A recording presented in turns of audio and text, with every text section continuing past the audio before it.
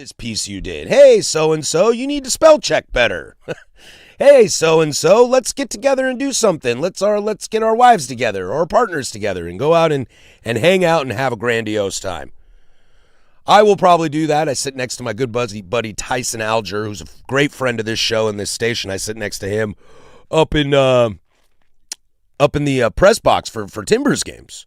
And I know at the end of the year I'm going to get all in my feels. I'm going to look over and say, I love you, dude. And he's going to be like, dude, I'm on your show next week for Ducks football. I'll see you tomorrow, dude. I was on your show last week. But it means more here, buddy. It means more here. It just means more. I hope those guys all look around at each other and they give themselves also a fair farewell, a fond farewell to them. It sounds like we've got the YouTube back up and running.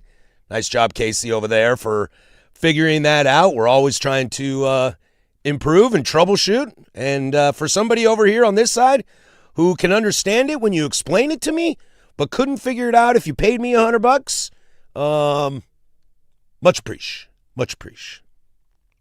Casey, you watched an Escape movie last night? Escape from Pretoria. Okay, all right. Daniel Radcliffe. Okay. Good old Harry Potter. Harry Potter. Just during South African apartheid, him and two other prisoners make like 40 different keys. Okay. And all those keys are meant to be, the locks that figure out how they're supposed to get out of this prison. And each key is a specific different key. So there's like 40 exits they got to get through. Okay. Got to get like 8 different exits, but makes 40 different keys because you don't know if one of the keys is going to break. Good movie, really rough ending. You know when you have like a really good escape movie, the heart's racing the entire time. You're like, okay, all right. Are they going to get caught? Are they going to get caught? And then the final scene is just them driving off into the distance as you see that wide shot of the car just driving away. You're like, no. They haven't even gotten across the country line. There's still more to the story. I need more. No. Have you ever seen or read the book The Count of Monte Cristo? No, I haven't. It is a classic. I read it in high school. Great sandwich. And it is a great sandwich. Although I am not a Monte Cristo eater, but I know it is a famous great sandwich. Half of the book is him trying to escape prison. And like it takes so much at the beginning of the book that you're like, oh man, this is an escape book. Like this is a jailbreak book. And then the other half is like, he hates this person and that person and he goes after revenge but just hates everybody. And you're kind of like, well, wait.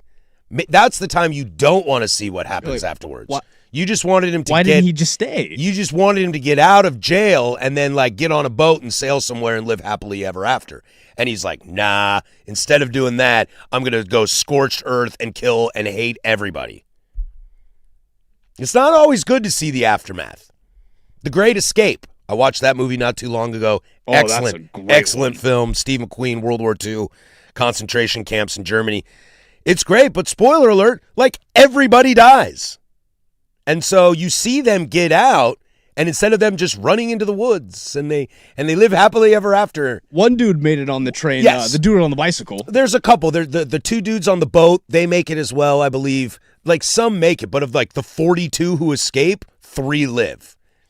And if they just kind of ran away, you'd be like, yay. Screw Nazis, guys. And then you're getting frustrated because the guy who has dug the entire tunnel just wants to stay in the tunnel. The dude who did the most work in the tunnel. Oh, that's Charles Bronson. Claustrophobic. Yeah, and he like freaks out. No, just go. You're almost on the other side. And I think that's part of some of that prisoner stuff too, is you get in there for so long that it's almost like, wait a sec, I don't know if I can leave. I don't know what it is on the other side. Take Shawshank Redemption. When not Red, which is the Morgan Freeman character, but the old Brooks, when Brooks gets out of jail, he's released on pardon. And he goes out of the real world and he's a grocery store employee and he's trying to live his best life and he ends up hanging himself because he doesn't know how to adapt to society after that. Unfortunately, Red had the out because Sewataneo and he was able to go find his buddy.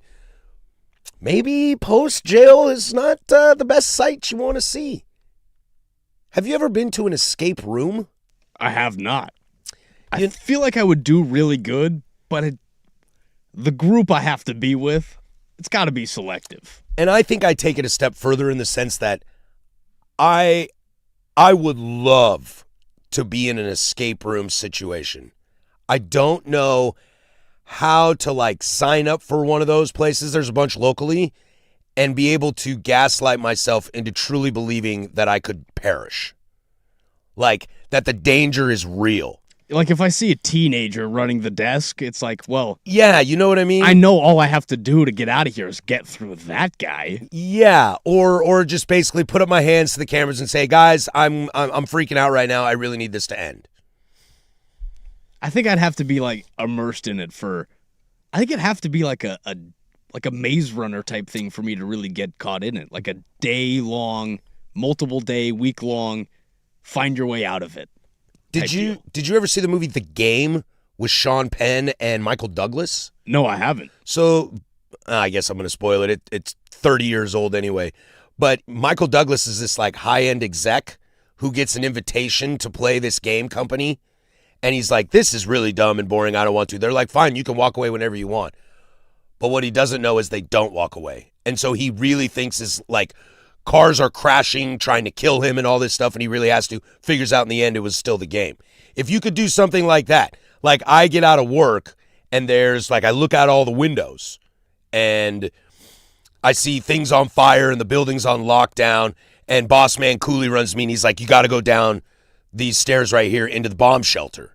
Then you're like, oh, okay, all right, I got it, be calm, let's go. It's like the start of an old 2000s movie or any GoldenEye mission. Exactly. You have to find a way to creep it in naturally from reality. Otherwise, it's like, okay, I'll solve some puzzles. We can figure this out. I'm sure we can put our mind together and make this work. And you get down and done and you high five and you grab a bevy and, oh, that was so fun, Jenny. You really nailed that spot in room 3. And Tom, what the hell were you doing in room 2? Yeah, Tom, why didn't you find the key? It was standing right under your face the entire time. But if you made me fear that, alligators were going to come out of the basement and eat me, then yeah. Yeah, if there was a real threat where I'm like, I'm getting uncomfortable here, where I feel like the person running it is a little bit sociopathic, so they're kind of puppet mastering everything. That's where I start to worry. But I feel like it'd still be fun. What if they could convince you that you've solved the puzzle correctly, but the door still won't open? See, now that's a problem. And if they could get you do some cameo type thing where it's a local news reporter, on KGW or somebody like that, TV starts flashing on and it's if you can hear this, the United States has been bombed and all this stuff and War of the Worlds kind of thing. They start just dropping the news videos. Yeah. The existential podcast clips start dropping. Yeah, you have no cell service because they probably make you turn in your phone, so you don't even have a phone. But if you do have your phone, you can't get service. It just says SOS or just nothing. See, that's how you set me up. See, but that's where I'm always well, what does each person have in their most survival tactics? Because at the end of the day, I always have a lighter on me just in case zombie apocalypse, stuff crashes down, tornadoes hit. I'll be able to make a fire and keep myself warm. Water, food, this, that, and the other. That's my zombie apocalypse, I guess, prevention. The fear is, though, who you're around. Without a doubt. That's why. There's a great Office episode where the elevator gets stuck in the office and Dwight and Pam are in there. And Dwight's been has a Camelback. He's been drinking water all day because it's healthy to stay hydrated. And so it stops and it's been stopped for 20 seconds. And he just turns to one of the corners and starts peeing in it. And Pam's like, Dwight, what are you doing? He's like, we have to establish a corner. It's that person, I know I'm stuck with that person. It's too early. Or the person who's literally rocking on the ground in the fetal position, just terrified and crying. I mean, that might be me, but I feel like I would definitely get hosed on who's with me. 100%. Yeah. Oakley Dokley, we do got a great show for you today. It is exit interviews over at the Moda Center, I believe, or maybe the practice facility. I'm not quite sure. But I'll keep my eyeballs on that and see if anything comes to fruition from that and bring that to you. It is a 10 Toes Down Thursday. We always do that at 12:15. You can get those in on the fan text line or the YouTube chat. Questions that you want unequivocal answers, no wishy-washy, 2 feet flat on the ground. P. Harris, and we'll add Casey to this version today with Danny over at Exit Interviews. But let's start in the first hour with some local news. The TV deal is a weird deal, but more eyeballs? That's next. Portland Sports Leader 105.1 The Fan. The Fan Golf.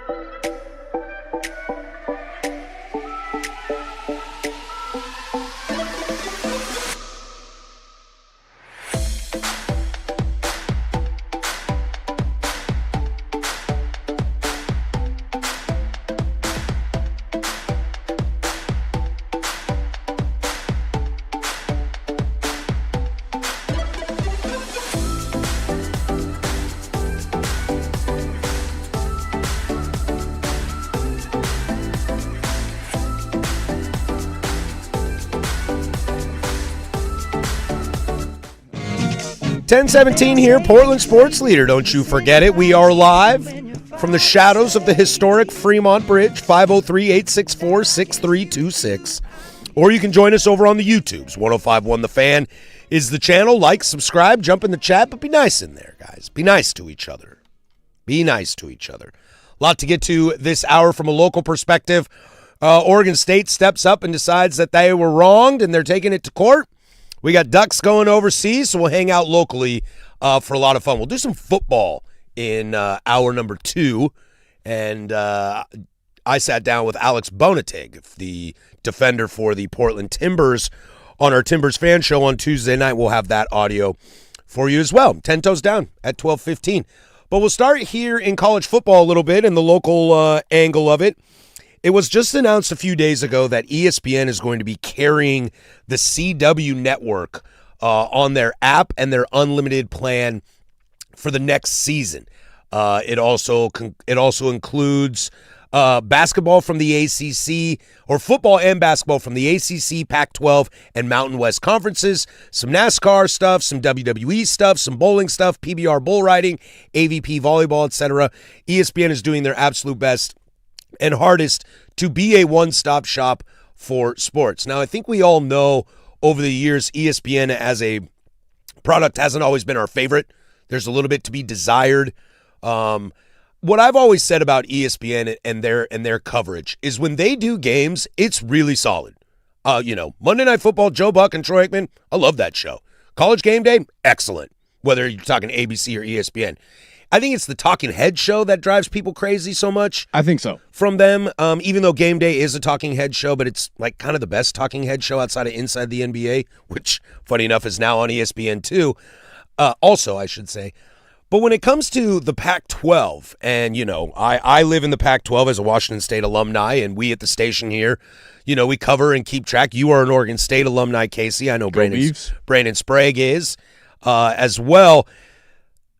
I'm cautiously optimistic that this is actually a really good thing. Now, if you want to get into the logistics of what's the Pac-12 media deal and what's the money going to look like, and the more and more they draw that out and not tell us how much money is going to be, the lower and lower I think that dollar value is going to be, which is the terrifying part of that. However, I will say this.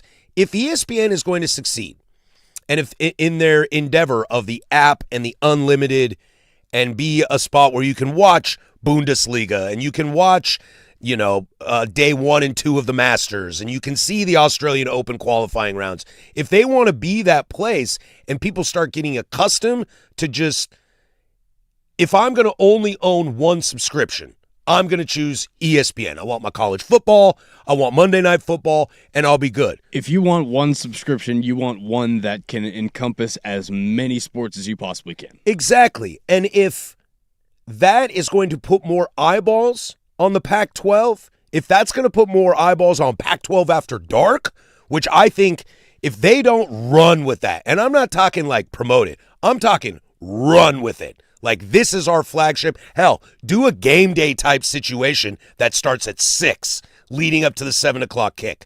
If that gets more eyeballs on the Pac-12, I think I'm all for it. I don't know how you say no, because in this game, in this day and age, when you are the now small fish in a large pond, like Oregon State, like Washington State, eyeballs are going to be the best thing for you. Because if these programs can come from the ashes, when the new whatever conference gets created, then people are going to say, well, we probably need a little bit more West Coast representation. And, I saw what Jamarcus Shepard's doing at Oregon State. That's a fun team to watch. We say it a lot on this show. Adding juice to meaningful games makes it so much more important just to play the little ones. If you add juice to big games, or just even add fan excitement or just a little bit more draw than just the product itself, you get fans excited. Mm-hmm. Regardless of how the outcome of the game is, you can get fans to go, hey, that was a really fun day. That was a really great experience that I had, again, encompassing everything. And I think there's some fear that, if you put more eyeballs on the program, then maybe they're going to see, a John Mateer better. And then he's just going to leave and go to Oklahoma. You're going to see Eric Dickert, and he's going to leave and go to Wake Forest. Look, that's already happening. The Trent Walkers. We're seeing this. We saw this with the NFL draft. I was listening to Dirt and Sprague this morning. They were kind of talking about this, and I'll compare it adjacently a little bit to how the NFL draft was so much different than what all the experts had to say. And it's because GMs are saying, like, what they're telling you on TV is not what we're doing behind the scenes. And if you're telling me that if players and coaches are getting more visibility on networks in which they normally wouldn't, that's going to be a bad thing for the program? Dude, let me tell you this. Iowa State never watches Wazoo football games. They knew they wanted him. They knew they wanted Jimmy Rogers. They don't care if a game is on ESPN or not. They don't care if a game is televised, if it's on an app, if it's on Facebook. If they see a guy they want, if they're looking for a guy they want, they're going to find him. Yep. UP basketball doesn't need to be on television to say, hey, that young shooting guard, he might look good at Illinois next year. So I wouldn't worry about that. If anything, I celebrate this. It's going to be a little easier for me to find my team, and the CW... It makes it easier for me to watch games. Yes, exactly. And that's what we've wanted for the past 2 years, was we wanted easy access just so we could watch the product that you put out there and then make the judgments for ourselves. I think another flip side to this, though, is this really a benefit for the CW? Because the CW has kind of done this groundwork over the last few years of trying to build up their own sports side to it, like a mini Fox per se. Okay, so Fox has its news, it has its local programming, it has sitcoms, dramas, and sports. And it feels like the CW is kind of starting to do that a little bit. They've got some local programming. I know we've done a ton of great work with them, and they've been awesome to us over the years. And they've got some shows that might be syndication. They might be new. It's been different over the years. But now they've got a little sliver of sports. Does that take away from their sliver of sports? Or does it bring more eyeballs to the fact that I can watch sports on CW? We always say NFL is king. Sports are king. Everyone wants to be able to have the access to the sports. If you can just pump a few games a day on your network, you're going to get just the launch of eyeballs that are going to just start watching just for the sake of it being background noise. How many games do you just watch during the year that you don't necessarily have any stakes in as a fan or just as a viewer? All the time. All the time. I watched Vegas, Utah last night. Turned it off in the overtime because I was like, it's late, I got to go to bed, because I wasn't invested in, but I still had it on. You tell me some people have, again, the quad box. That fourth game, is everyone always paying that much close attention to the fourth game on their quad box? No, but now I can add juice to it. I can add some more interest from a fan base perspective. And it's still ratings. Yep. And so if those ratings, if it manufactures kind of false narratives about ratings, it's just going to bump up your TV deal next time. And hopefully that helps continue your growth and your progression and where you can go to eventually get back to the top and be a part of the big boy party, etc. Again, that's the end goal. You just want to see it at the table. Well, and just TV as a whole right now. I mean, every TV show, like when I was a kid, you know, when I was in high school or so, on TV is Friends and Seinfeld and American Idol. And again, appointment television. Appointment television. That doesn't really exist anymore. All your favorite shows are on Apple TV or Netflix or Peacock or whatever that is. So live television is sports. I don't even know if live television is news anymore. I mean, probably for the local angle. I know that when I'm an old man, I will probably turn in to the 4 o'clock news instead of the 5 o'clock because I got dinner reservations at 5 because I'm 85 and I got to be at bed in 7. Hometown buffet closes at 7. Exactly, dude. So I got to get this thing going, but I need to see my guy Pete Ferryman doing the Fox News. And so that might survive a little bit. But like even the CNNs and the Fox News and the MSNBC, etc., that's all clips on Twitter and Reddit and the internet. Go to YouTube. Go to YouTube. Nobody needs to actually watch that live. Now, there are some people that still have it on all the time, but think about all the bars and restaurants, man, that are opening right now. You know what their TVs look like? They look like ESPN on the TV behind me and the Tigers at the Braves on the TV in front of me. Or Premier League on Tuesdays. Boom. Well, Premier League's not usually on TV on Tuesdays. That's the champions. You're getting there. You're getting there. It's a slow climb to get me back into You're getting there. We'll get you. I'm pro this. I'm pro this. I just want eyeballs on my school. And if you're Oregon State, I think both schools in the local market should have a lot of excitement going into this season. We've heard some rumblings that it might be a tough season down at Oregon State, but sometimes. But eyeballs, good or bad, it lets us at least understand where we're at in compared to the rest of the country. And things are pretty tough at Oregon State, so you're going to have to start from the bottom. To where Washington State got a little lucky that when Dickert left and Jimmy Rogers left, things weren't atrocious. You had an AD left, but it wasn't an AD that everybody absolutely despised. And so if you string together a nice little year, I think Wazoo's going to have a nice little year. Quarterback's question mark, but we'll see how that goes. And if you can put yourself together a nice little year in the inaugural season, I think in your inaugural season, there's going to be eyeballs. There's going to be eyeballs. People are going to say, and it may not be East Coast. I don't know if somebody's staying up till 10 o'clock to catch the beginning of Wazoo, Texas State. I don't know if that's going to happen. This isn't necessarily just football, too, because what's coming up in the winter?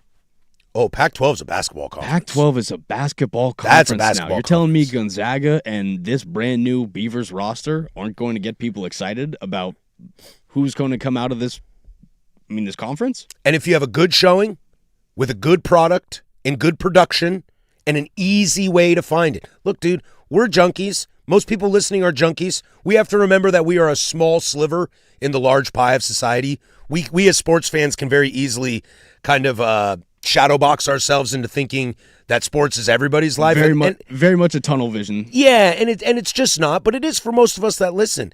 And if Wazoo's on a bye and it's 7:30 on a Saturday, Oregon's not hosting a late night home game, USC or UW's not hosting a late night home game, I'll watch Oregon State, Boise State. Hell, I might choose that over UW playing Rutgers at 7:30 on a Saturday. I've watched a lot more Washington State games than I can say that I need to. I'm going to try not to take that as a shot. But that's just support for the boys. And I support your boys, too. Always. Brethren, hook, line, sinker. Go Beavers. Go Cougs. Go Cougs. Go Beavers. When we come back, let's stay in the Pacific Northwest. Speaking of them Beavs, they're going to try to figure out this thing. They're going to try to climb up the ladder and figure out where everything went wrong and see if they can't recoup some of that money they were promised as they are looking to legal action. We'll do that next. There's Casey over there with sports. Now, from the George McCoy at Warren Allen Sports Desk, a Sports Center update on the Fan Sports Network, 105.1 FM and 1080 AM. This sports update is brought to you by Big's Chicken. Try their smoked and fried wings, tossed with a perfect dry rub, and served with a trio of killer sauces. Menus at bigschicken.com. First on the Fan, some NBA playoff scores for you as the Rockets defeated the Lakers yesterday in Game 5 of the series to force a Game 6. Final in that one was 99-93 as Jabari Smith Jr. led the way for Houston. He finished with 22 points, 7 boards to go along with 2 blocks. The Cavaliers pushed their series lead to 3-2 as they took down the Raptors 125-120. James Harden and Evan Mobley each posting 23 points apiece as they will head back to Toronto for Game 6. The Detroit Pistons avoided elimination yesterday as they defeated the Magic 116-109 as Cade Cunningham posted 45 points, going perfect from the free throw stripe as they will head back to Orlando for Game 6 tomorrow. We have 3 Game 6 matchups tonight around the NBA as the Hawks will take on the Knicks today at 4 p.m. Knicks leading 3-2 in that series. Over at 5 p.m., the Celtics hope to close out the series against the 76ers as they lead 3-2. And wrapping up our playoff slate tonight will be the Nuggets and the Timberwolves, as the Timberwolves will be without both Ant Edwards and Dante DiVincenzo. Finally, some NFL news for you as veteran defensive end Calais Campbell is signing a 1-year deal with the Baltimore Ravens. Campbell will turn 40 on September 1st as he will return for his 19th NFL season. And for more sports scores and stories in 30 minutes, I'm lowercase from the George McCoy at Warren Allen Sports Desk. Hurt and missing work? Insurance companies acting like jerks? Don't call your mom. Call George McCoy at warrenallen.com. The home of dirt and spray.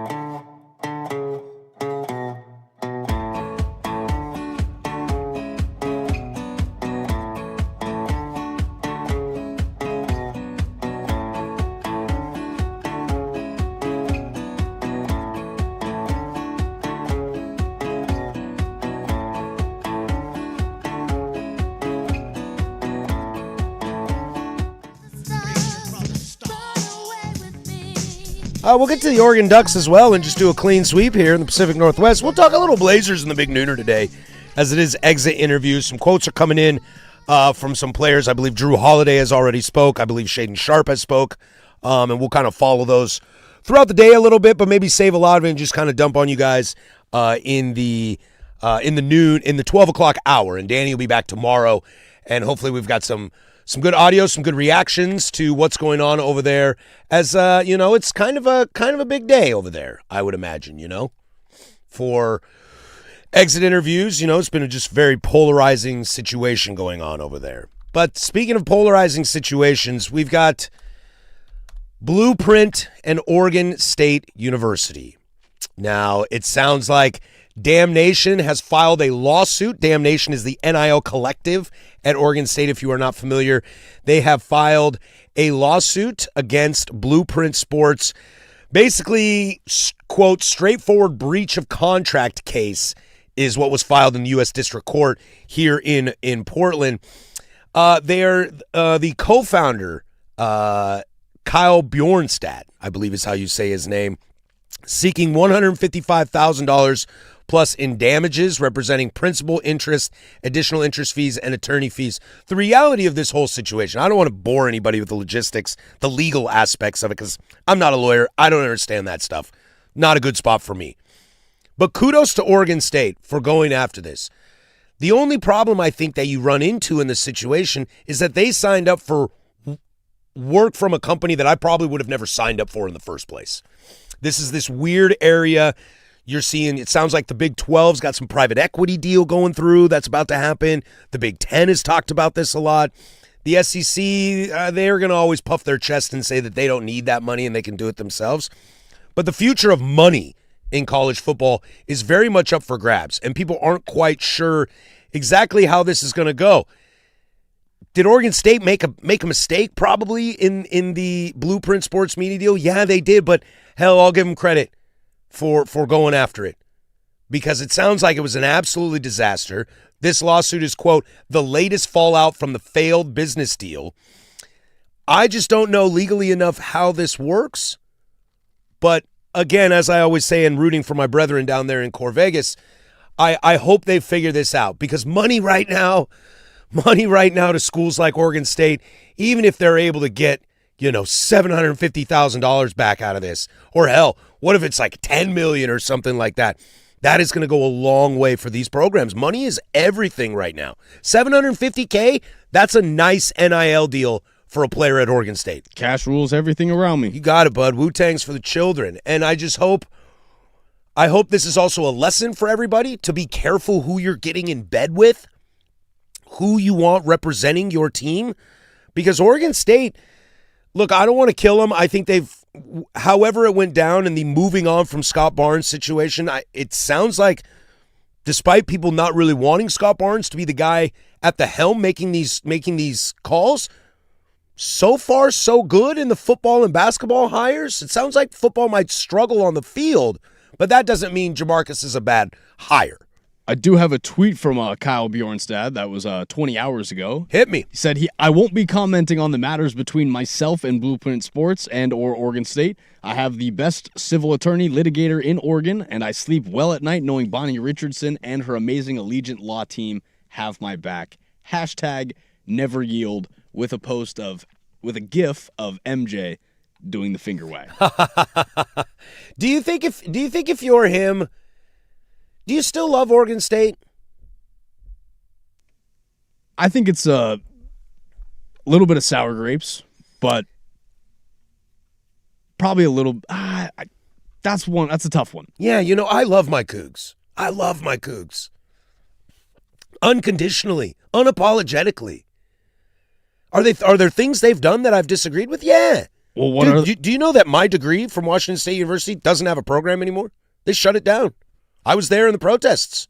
I was all about it, trying to keep that program going, not just for the current students I was teaching at the time, not just for the current students, but also for the pedigree of my own degree to be intact. And I'm still on that same side. Now, they didn't cost me hundreds of thousands of dollars. I never worked for them and got fired. That's where it gets a little tricky. You know, it's like you never want to get too close to something you love. Because if you do and it falls apart, I mean, it's no different than a marriage. It's no different than, you know, a CFO at a Fortune 500 company who's been there for 30 years and has to go because, you know, I don't know, is just not young enough, bright enough, doesn't like AI, doesn't want to embrace AI. And so they're like, hey, person, you got to go. It'd be hard not to have that kind of sour grapes, to your point. And that's why I probably will never be in a position. Now, if I taught, that's a little different for me, but I don't know if I would ever be in a position to join media for something that I love that much, like Washington State, because I think it's a smart move. And this is just me personally. I don't want to take away from Kyle or anybody like that. I would just be too afraid to lose that. I'd be too afraid for it to fall apart and me be sad. I think just going in, you never have that expectation, though. Oh, I know. I think that you probably You're always like, this is my squad. Again, this Let's is your roll squad. down. You assume that their standard is the standard that is above everyone else's. Sometimes that's not the case. I know. Yeah, you almost never want to see behind the curtain how the sausage is made, because then you kind of find out like, oh, hey, I don't really like this at all. This is pretty cutthroat around here. How am I supposed to handle this? And also, I think the other thing too is how to be professional without being a fan. You know, it's something that I've struggled with over the last few weeks. I think over the course of the Blazers season, I've been very good about saying the Blazers, the Blazers, the Blazers. I said it on the air after the playing game. Jeremy Grant made me say we in that game. And I've struggled with it in this playoff run of bouncing between calling them the Blazers and saying we. And so that line of demarcation gets real foggy when you're a fan. It's like there's the Michigan way. Again, when you're a fan, you get to pick and choose. There is the Michigan way. We need Michigan people to run Michigan. You know, Harbaugh worked. He was a Michigan guy. Sharon Moore did not work. Juwan Howard did not work. That always scares me. I don't know if I ever want somebody coming in and taking over that is a fan. And that's something to be weary about as a Blazer person, too. It's like, we'll get to this in the noon hour talking about that stuff, and as things trickle out from exit interviews, I understand you guys like Tiago. I think Tiago's probably a really cool dude. I'd love to have beers and talk ball with him. But how much of it is smelling our own farts a bit? Exactly. And that's where I really feel for somebody like Kyle in this position, because he's got to be torn. I'm sure there are things that Oregon State did that he is not happy with. And I'm sure there's things that Oregon State did that he's stoked about. It puts yourself in a tough spot. The tweet makes it seem like there's a little bit of love lost. For sure. And to this texter's point, I need to clarify this. It's not Oregon State against Blueprint. It's Damnation against Blueprint. Damnation, I believe, is no longer the NIL for Oregon State. Mm-hmm. Yeah. So again, if I made it sound like Oregon State's going after this, Damnation no longer serves as the school's official NIL collective or have any formal affiliation with the university. As a friend of mine just texted me right now, you dislike the people but not the place. The town and buildings are what built my college memories. I love OSU forever. I'm the same way, man. I can go back to Pullman right now, dude. I know doors that if you pull hard enough, they open. You know, I know secret tunnels in places that probably people there don't know. It is more about that. And that's why sometimes it's tricky, especially if you are somebody who's adjacent to the university but are working with the university. I feel for Kyle. I really do. And I hope the best for him. And you know, these giant places with money that just want to take advantage of you, I'm never going to side with them. They've got plenty of money. It's like the grocery store. Would you like to round up to help solve children's cancer? I'm like, no, bro. I'm saving $75 today on coupons. Why am I the one donating? If I went to like Whole Foods with no coupons and spent $700 on a week of groceries, yeah, I might donate some money to the kids. I ain't got that kind of coin. You got that kind of coin. Godspeed, Kyle. I'm on your team. Hopefully you get what you deserve, and hopefully that's a positive thing. And hopefully this gets the Beavers starting in a positive direction. Hell yeah. Because it's been negative for too long. Dude, I want that rivalry, man. I don't know if I will ever get to hatred of Oregon State like I have for those kids in Seattle. how I had a little bit for the kids in Eugene. But I would love a friendly rival. I've always loved Oregon State kids. Every time they visit Pullman, every time I've been to Corvallis, nothing but awesome. Nothing but awesome. Let's cruise down I-5 a little bit. Oregon's taking a new approach that I haven't seen really any other colleges do, but I guess they've been doing it, for a little bit. They're heading across the overseas. Not that way. We're going the other way. 105.1 The Fan.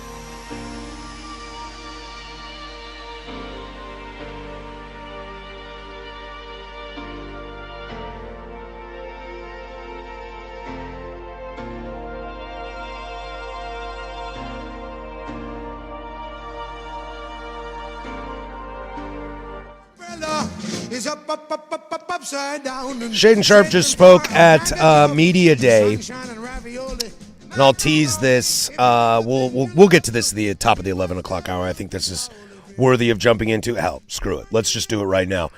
Some quotes coming in from exit interviews on I'll start with Drew Holiday. Drew Holiday had some really, really great quotes to say. Here's a couple from him. Quote, I love the season. I don't think a lot of people expected us to get to where we got to. All in all, through all the ups and downs and all the way the season started, I think we did a great job. When asked if he sees himself being here next year, he said, I hope so. I don't like being traded and moved. I like being a part of something and building. God, I love that man. On Thiago Splitter, quote, I love Thiago. Him being able to step into a role with big shoes to fill, being able to rally us together and push through a season and make the 7 seed has been great. He's exceeded people's expectations. That goes to what we kind of heard from Donovan Clingan at the end of the game on Game 5, talking about Thiago Splitter. And Drew Holiday on Scoot Henderson said, quote, I think when Scoot got comfortable, you saw what he's capable of, and that's the tip of the iceberg. Him getting a full season of being healthy, I think he has a bright future. Okay? Well, that's the interesting thing. Here's the other side to it. That's the Scoot side to it. Shaden Sharp just spoke. Shaden Sharp acknowledged that he was fully physically healthy in the playoffs and feels good currently. He said something along the lines of, he felt pretty good this year, except for the injury. Think we're growing as a team, happy where we're going, excited for the future. He was then asked about his reduced minutes in the playoffs. And he said, he basically mentioned that Thiago told him his reasoning for not having a ton of minutes during their exit interview and that Shaden Sharp will not be sharing that with the media. I don't want to jump to conclusion, Matt, here, but it doesn't sound good. Yeah, I mean, if you get reamed by your boss, I don't think you're really ready to tell everybody that you got reamed by your boss. I just watched the clip. It's pretty much him saying, I'm going to keep that between me and Thiago. And I can honestly respect that, to be honest. I struggle that with my time in my life as a professional in the last, 20-plus years of being an adult and having jobs that sometimes, if I'm told great things, I love to shout it from the heavens. And if I'm told bad things, sometimes I run my mouth a little bit too much in frustration. It's also part of Shaden's character, too, a little bit. He's just kind of a quiet guy. And to hear Shaden, if Shaden Sharp were to come out and say, yeah, this team is not very good, we're not where we need to be, and I want out of here, that would be a very, very surprising thing to me. Now, behind the scenes, that might be going on, or his agent says something like that. Sure, that any player probably goes that route. Shaden, though, he's just a quiet kid. He likes mac and cheese. Can jump bigger than anybody I've ever seen in my life. Like, being quiet and holding it to yourself is not that big of a deal to me. Although, I think we all kind of piece together a little bit what might have been said. Especially if you're saying that you're fully healthy and you're unable to go, that's a little bit of a concern. When coach has a reason for why you're not able to go and it has nothing to do with health. That's a little bit of challenging. Staying in the Northwest here, the Oregon Ducks, and an exciting thing. I think this is really cool, and we kept poking the brand man, telling him that, make sure they need a sideline reporter for this, clearly, right? Right? You got to find a way to get yourself in on that. I got to go to Army Navy last year. I've never served. You got a plane ticket for me? I'm ready to go. The announcement is that the Oregon Ducks, some of the Oregon Duck football players, including Dante Moore, they've teamed up with Division Street Events, who are in partnership with the Japan Gridiron Association, and they're going to head to Tokyo for a football showcase from June 25th to 27th. Now, first of all, anytime you can go to Tokyo is the time you should take. Because I really, really, really want to go to Japan. It's very high on my list of places I haven't been. Kyoto is supposed to be one of the most beautiful places in the world. I'd love to see Okinawa and just the mass amounts of people in Tokyo. I watch a lot of sci-fi, and whenever you see future cities on Earth, they all look like what Tokyo or Hong Kong look like right now. Like all Maze Runner? Like Maze Runner 2049? It's funny you said Maze Runner because I was going to say Blade Runner. They're the same. Blade Runner. Oh, That's Blade what Runner. I meant. Yeah, Blade Runner. First Blade Runner takes place in L.A., okay? And when you watch them on the streets of L.A., you're like, dude, this looks like Hong Kong. This looks like Tokyo. I was thinking Harrison Ford, not Dylan O'Brien. The Maze Runner. I think they're in mazes. I don't think they're in cities. Yeah, they're in a maze. I'm in the forest, and I'm like, man, this is really pretty out here. This looks like Hunger Games. I don't know if that's the route you want to go. But I really want to go to Tokyo. And it's a really cool event. They're going to be hanging out there doing 7-on-7. What I didn't know is that Japan has been playing football for a long time. I was asking some people, talking about this, like, are we trying to grow the game in Japan, or do they have an interest in it? Because we've seen how well football's done in England.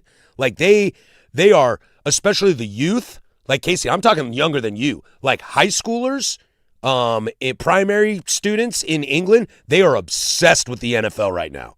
And I was curious, is this kind of like what Japan is? And somebody let me know, no, they have high school football in Japan.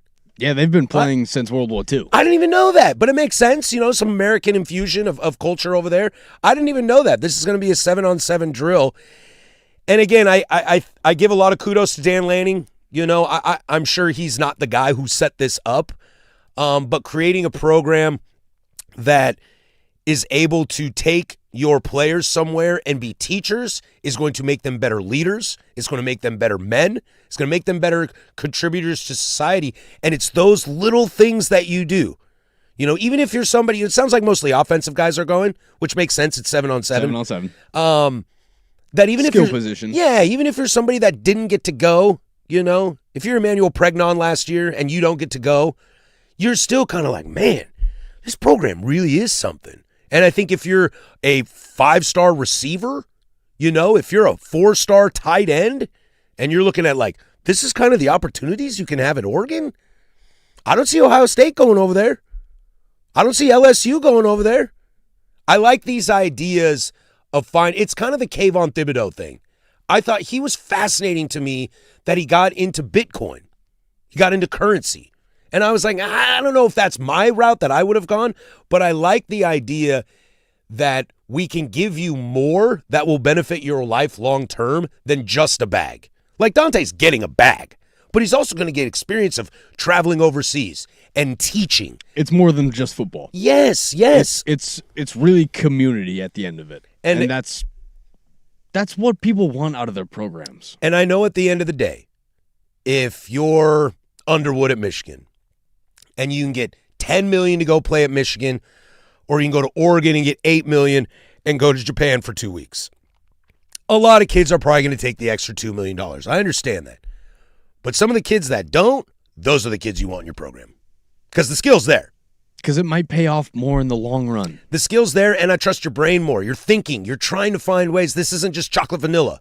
This is thinking about your long-term future, also things you can gain that aren't monetary.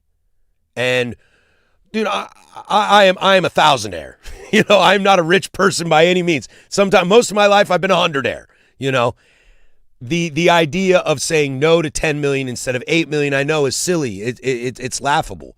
But if you're a Dante Moore type person who knows that there's a good shot, you got a future, you're going to get at least a bag in the NFL. And that I'm going to sell a bunch of jerseys over in Japan, too? Yeah, dude, you think the Japanese high school kids watching college football next year when the playoff rolls around, you don't think they're rooting for Dante Moore? This is the Dodgers in Japan. You think it's not just Shohei. It's Yoshinobu Yamamoto. It's Roki Sasaki. It's Haesung Kim. Like, even the Japanese are rooting for the Koreans and the Chinese and the Taiwan players that are in the Dodgers or anywhere in baseball. And if you can create that for your brand, that excites people. That's going to get them to want to come to your program. And it's more eyeballs. It's more eyeballs. What are we even talking about all hour? Eyeballs. And it's the right kind of eyeballs too. Correct. It's not people going, oh, look what's going on over here. It's people going, oh, that's a really cool thing.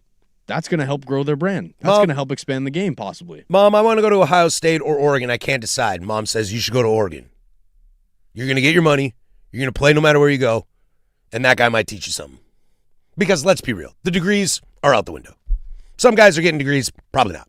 In this NIL transfer window, when you're transferring every year, the degrees don't mean as much because guess what? You're dropping a lot of classes on those transfers. Totally. So let's take some experience. Speaking of that, Steelers going experience? You ready for this, Casey?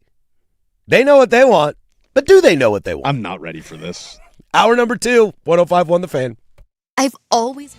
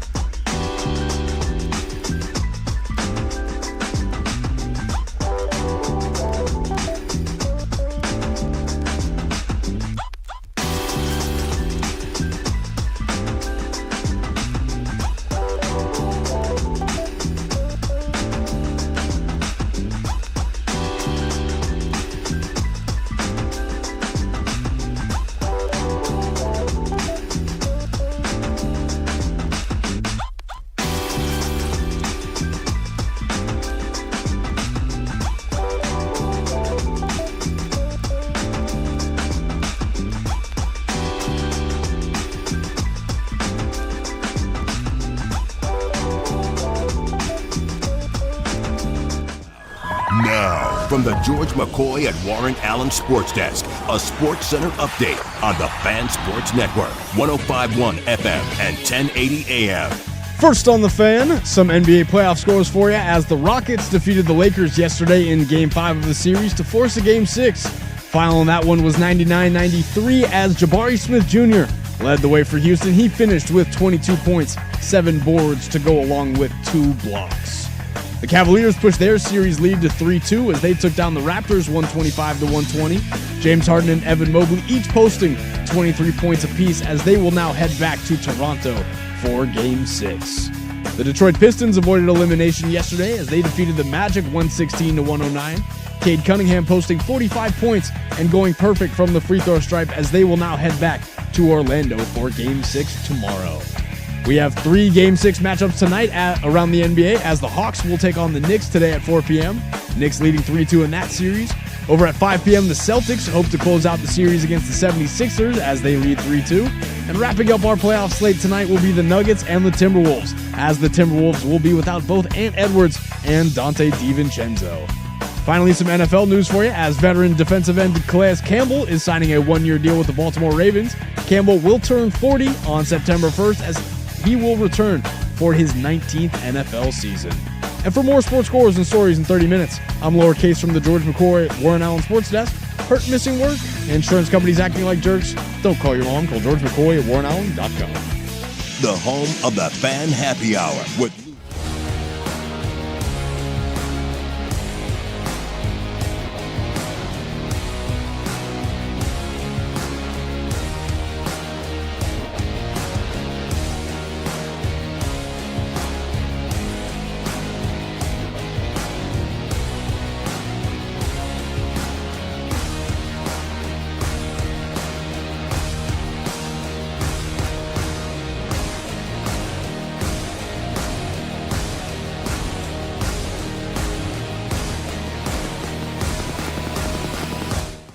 Hour number deuce here. If you're missing the first hour, you can download that, The Fan Podcast, 1051thefan.com, the Odyssey app, and wherever you get your podcasts.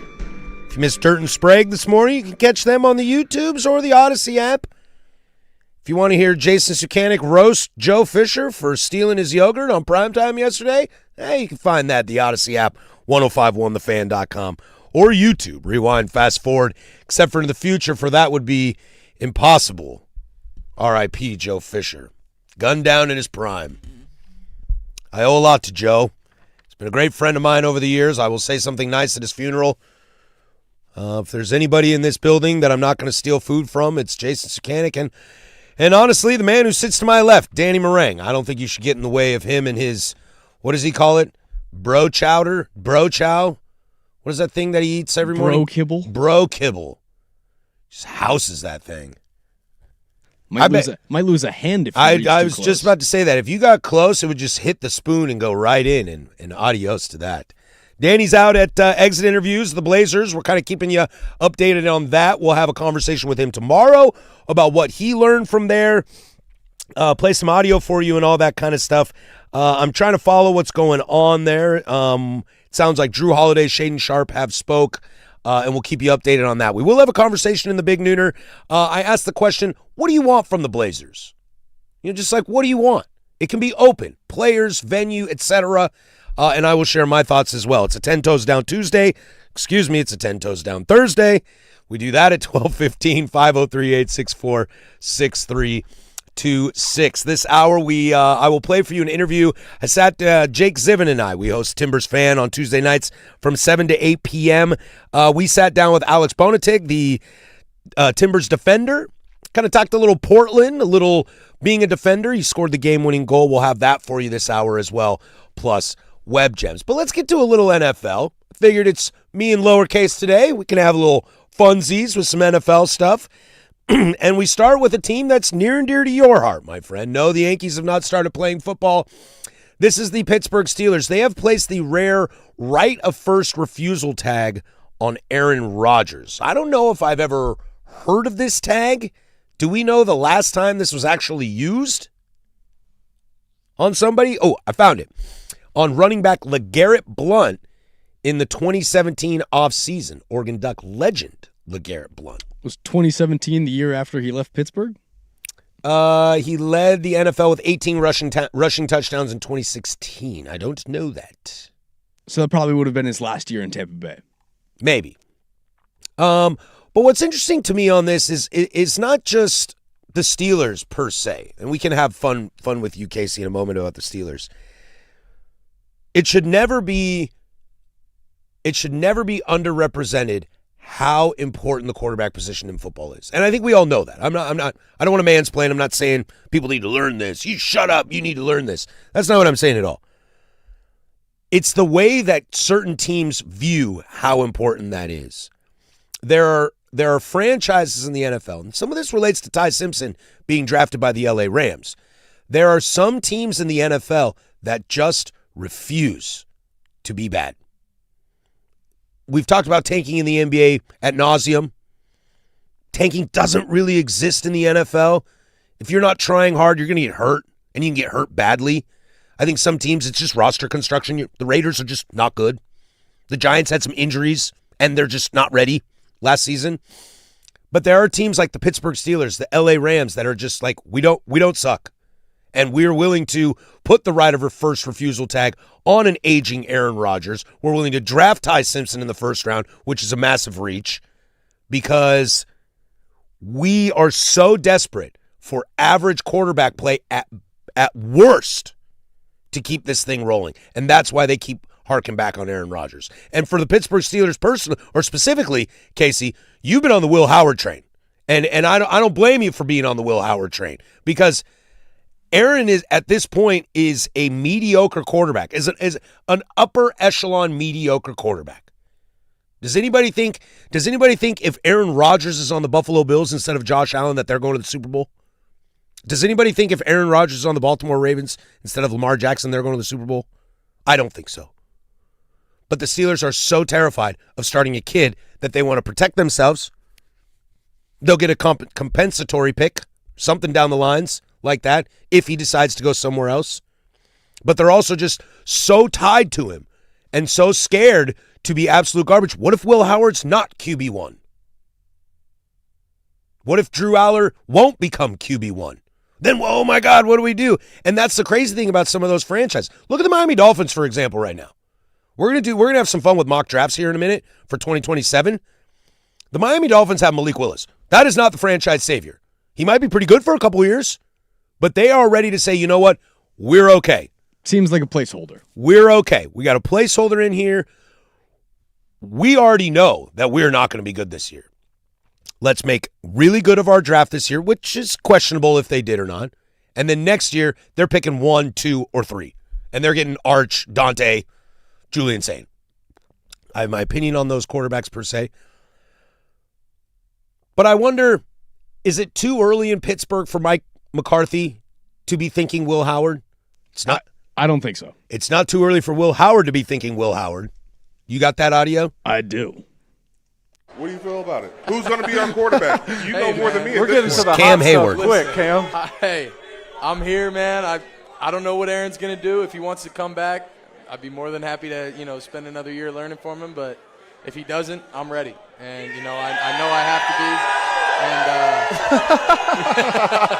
I know they're excited, but, I just got to attack this year like I'm going to play, like I'm going to be the starter. And, I mean, you gotta attack every year like that. They are setting you up right now. They sure are. Hey, man, we not about to be mad about our damn quarterback is ready. Like, he said everything that I want him to say. Fascinating. Is that a capture of the moment, looking into your Steelers for a second? Is that a capture of the moment, or do Steeler fans mostly feel that way? I really think that's the sentiment. We've watched bad quarterback play for 5 or 6 years. Mm-hmm. Kenny Pickett, even the last 2 years of Big Ben, it was tough to watch. Aaron's been okay. Aaron has been a feasible quarterback. But we're done with feasible. Yeah. Can we get someone who can get out of the pocket? Because there was a stat last year that floated around that 49.6% of Aaron's sacks that were a result of, likely, Aaron's bad footwork were his fault. So again, the O-line gets beat from time to time. But if 50% of your sacks are falling on the fact that you just can't get out of the pocket, I need something else.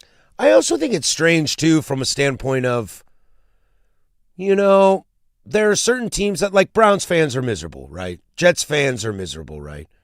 And everybody's diehard. Like, Colts fan, like, you can live. I used to have a boss who, she was a Colts fan. She's born and raised in Portland, Oregon. Colts fan, okay? People aren't going to just change their allegiances. It doesn't happen often. We can laugh about Swigard and et cetera and all that stuff. But it doesn't really happen very often. Joe's a Cowboys fan. He's not leaving that. You're not leaving the Steelers. But if there's some fan bases that are never going to leave, it's places like the Pittsburgh Steelers. And I would argue modern-day L.A. Rams, because of their success under Sean McVay, and this is a little bit I'll get to in the nooner with the Portland Trailblazers as well. This is one of those opportunities where the Steelers could kind of lean into that. The Rams can kind of lean into that, like, we know you ain't going anywhere. Look at Buffalo right now. They're so starved of a Super Bowl that they're willing to take anything. Josh Allen has never committed a turnover in his life, according to Bills fans. You know what I mean? Like, there are times in which you need to maybe lean into that. And if the Steelers are going to suck this year, but it's Will Howard, and you can find out if Will Howard is going to be good, if the Rams are going to suck in 2 years, and it's Ty Simpson, and you're going to find out that way, you might have a little equity built into your fan base and get away with it. I would much rather have Will Howard go out there and make bad mistakes, make the bad mistakes. Do what J.J. McCarthy did last year. You're not going to fire McCarthy. You just brought him in. Again, you're on a rookie contract. So what you can do now, load up the talent. What did the San Francisco 49ers get away with for so long? Loading up as much talent as they possibly could. Honestly, I think they were a torn Achilles away from winning that Super Bowl.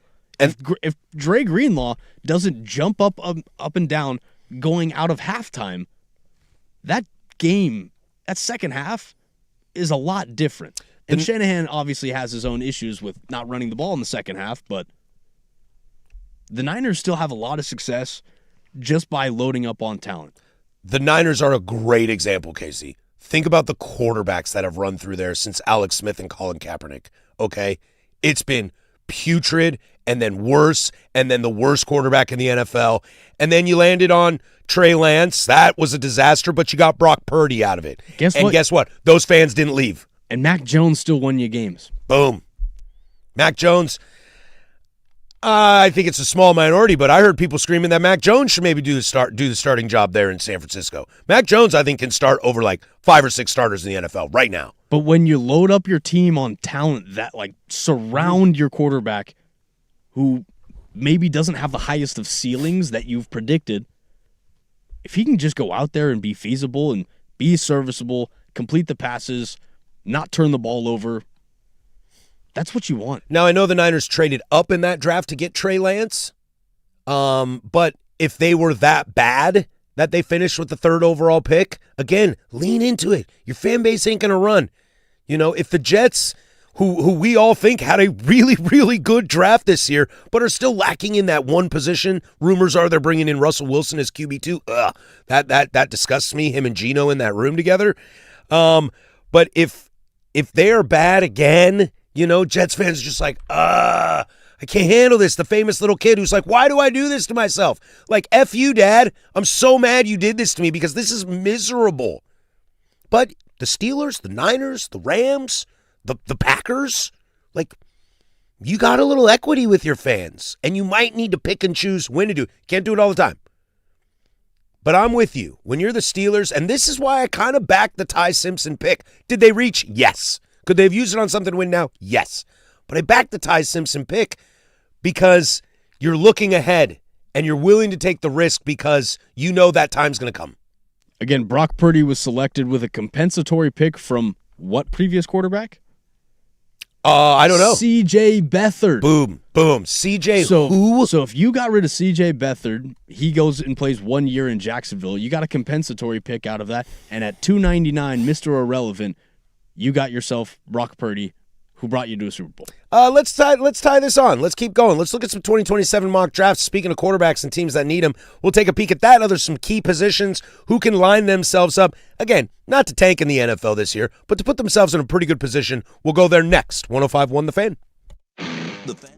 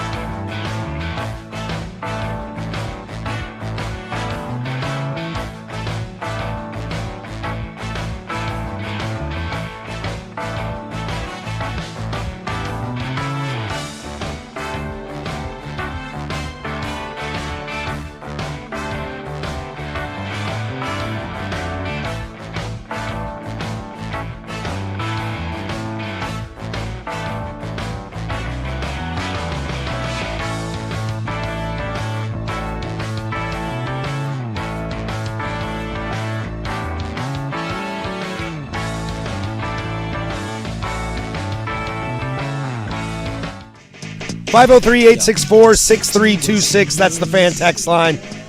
Come hang out with us. Get the YouTube chat as well. More things trickling in from exit interviews. Rob Williams, the third, Time Lord himself, just got done. Had extreme high praises to say for Tiago Splitter. That seems to be the theme of the day. I don't know if the boys all got together in a solidarity or if it's an unspoken thing that everybody knows. They're going to bat for their guy. They're going to bat for their guy in exit interviews, and we'll see how that translates. We'll have a little bit of conversation of that in the Big Nooner with 10 Toes Down as well. We'll see how it translates. I don't know. There's not a lot of Tom Dundon that makes me think he goes, I really care what you guys think. But we'll see.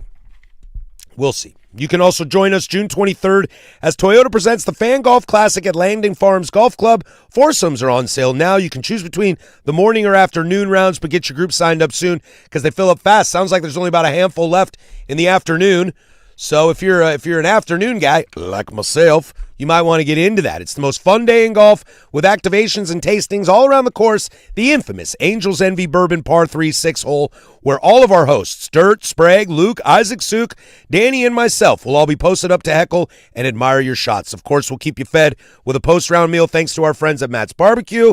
Head to 1051thefan.com and click on the Fan Golf Classic logo for information and to sign up today. The Fan Golf Classic, presented by Toyota, is also brought to you by Vulcan Design and Construction, Henderson and Daughter Windows and Doors, George McCoy at Warren Allen Attorneys at Law, Battery Exchange, Maestro Dobel Tequila, Your Neighborhood Restaurant Group, Philbrook Law, 1-800-DIVORCE, Roto-Rooter, Illegal Mezcal, and Window Nation. We'll get to an interview with Alex Bonite, the defender for the Portland Timbers, here in about 15 minutes. But I promised Casey we'd have some fun with some NFL mock drafts. Who are your go-to people for mock drafts, Casey? Probably McShay, Daniel Jeremiah, and Pete Schrager. Pete Schrager. He's the one that I think Suk's a big Pete Schrager guy. I think I heard him the other day talking about how he gets into that world. 2027. Now, we have to preface this with the same thing we've been kind of prefacing the whole time. As Danny and I sat here going into college football last year, very confident that, boy, there's going to be a lot of good quarterbacks in this season. Just in the season, let alone in the draft. And boy, were we very, very, very wrong. Nobody had Mendoza going number one. Hell, nobody had them going to a national championship, let alone winning it. Nobody had him in New York, let alone winning it. I don't think anyone really had the idea of Dante staying either. Me neither. I don't think so as well. I also don't think people thought Ty Simpson was going to have as good of a season as he did. Ty was pretty good last year at Alabama. They had issues. Ty was rarely one of their issues. They couldn't run the ball. Could not run the ball. When has Alabama not been able to run the ball? Saban looks at that and goes, "Are you guys dumb?" Just laughs at them like, "Are you dumb?" However, next year's draft, again, cautiously, could be what we thought this year would be.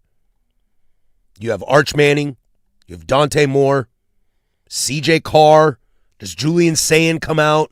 Chambliss. Trinidad Chambliss, Lenore Sellers, etc.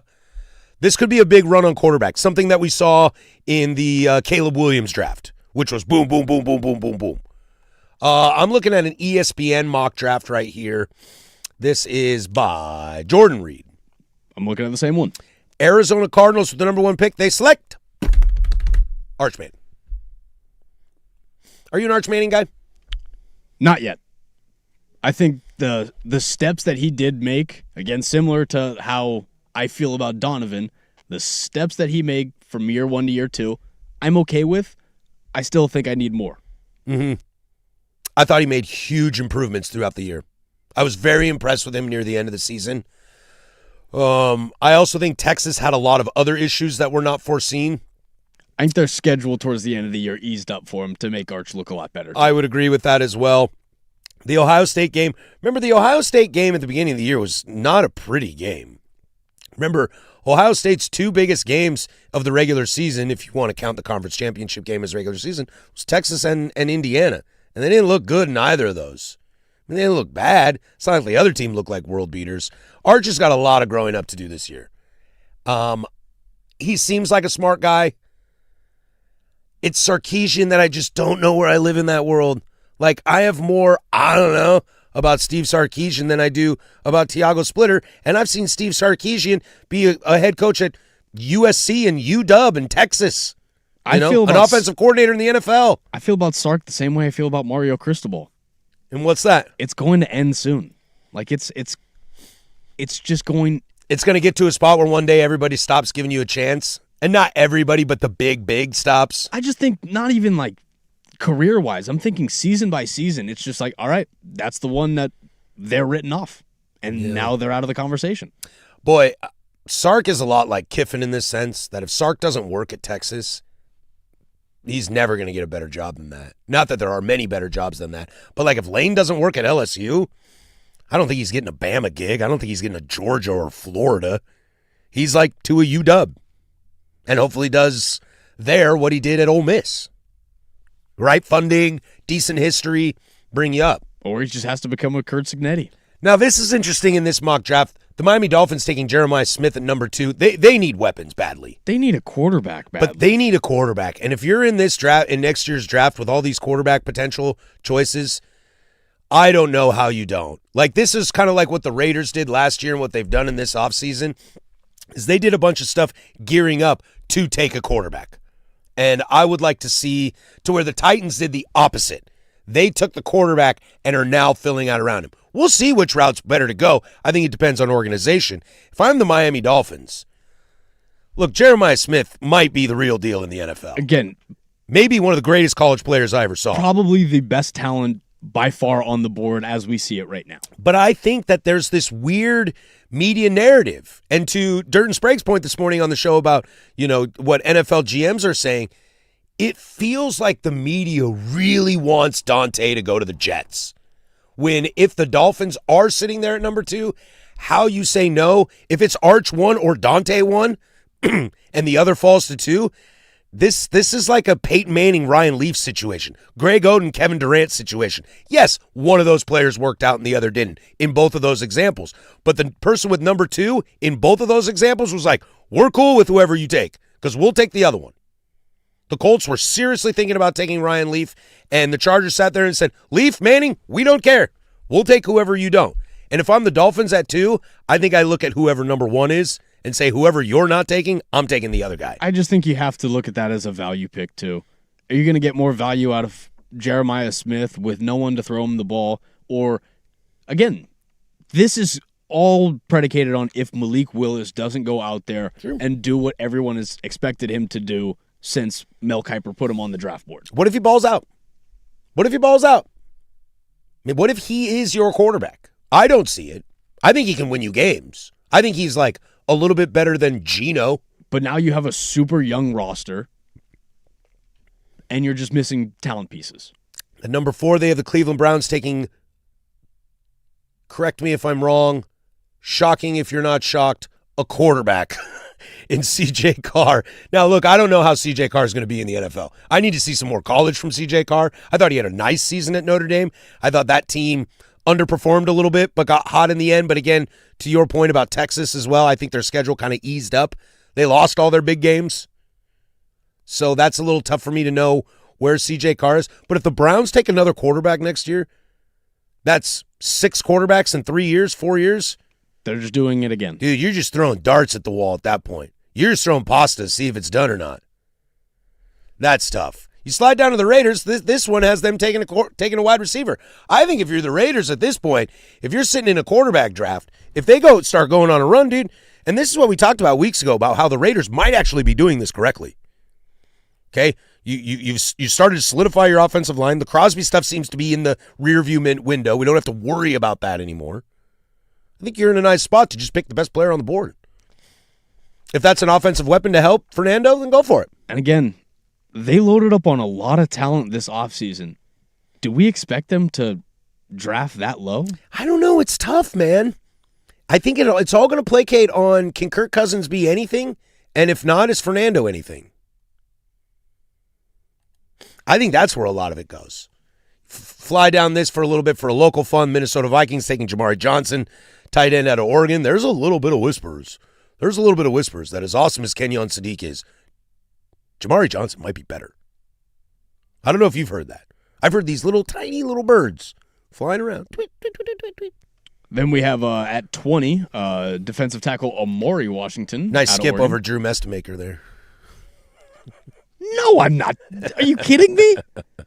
Never in my lifetime has a Steeler mock draft been correct. I think the draft next year is going to be fascinating to see where these Oregon kids go. A lot of talent returning. That defensive line, Tuioti, Mateo. I think it's going to be interesting to see where those guys go. Amari Washington's he's going to go in the first round. And I could see him being one of those dudes that has a really good combine and just flies up the boards like a Thieneman did. Or does Mateo? Yeah. Because, I mean, from the look of it, Mateo's looked like he's gotten a little bit quicker. I could be wrong there, but does he start launching up the board because the value of edge rushers? This mock has him going to the Rams in the first round at the end, 32. Boy, I'm really fascinated about this Oregon football team. They remind me a little bit about the Mariners this year, in the sense, not to tangent on this about Oregon. They remind me about the Mariners this year. You have some serious expectations. This team's going to be really good, and it should be. Can you piece it together? New coordinators. Going to be tough. We come back. I sat down with Alex Bonite last Tuesday on Timbers Fan. I'd love to share that with you. Get to know one of your young, up-and-coming studs here for the Portland Timbers and where he fits, not just with the team, but in your city. We'll do that next. There's Casey with sports. Now, from the George McCoy at Warren Allen Sports Desk, a Sports Center update on the Fan Sports Network, 105.1 FM and 1080 AM. First on the Fan, some NBA playoff scores for you as the Rockets defeated the Lakers yesterday in Game 5 of the series to force a Game 6. Final in that one was 99-93 as Jabari Smith Jr. He led the way for Houston, finishing with 22 points, 7 boards to go along with 2 blocks. The Cavaliers pushed their series lead to 3-2 as they took down the Raptors 125-120. James Harden and Evan Mobley each posting 23 points apiece as they will head back to Toronto for Game 6. The Detroit Pistons avoided elimination yesterday as they defeated the Magic 116-109. Cade Cunningham posting 45 points after going perfect from the free throw line as they will now head back to Orlando for Game 6 tomorrow. We have 3 Game 6 matchups tonight around the NBA as the Hawks will take on the Knicks today at 4 p.m. Knicks currently leading 3-2 in that series. Over at 5 p.m. tonight, the Celtics will hope to close out the series against the 76ers as they lead 3-2. And wrapping up our playoff slate tonight will be the Nuggets as they will face off against the Timberwolves as the Timberwolves will be without Ant Edwards and Dante DiVincenzo. Finally, some NFL news for you as veteran defensive end Calais Campbell is signing a 1-year deal with the Baltimore Ravens. Campbell will turn 40 this September 1st as he will return for his 19th NFL season. And for more sports scores and stories in 30 minutes, I'm Laura Case from the George McCoy at Warren Allen Sports Desk. Hurt, missing work? Insurance companies acting like jerks? Don't call your mom. Call George McCoy at warrenallen.com. Your home for the Oregon Ducks.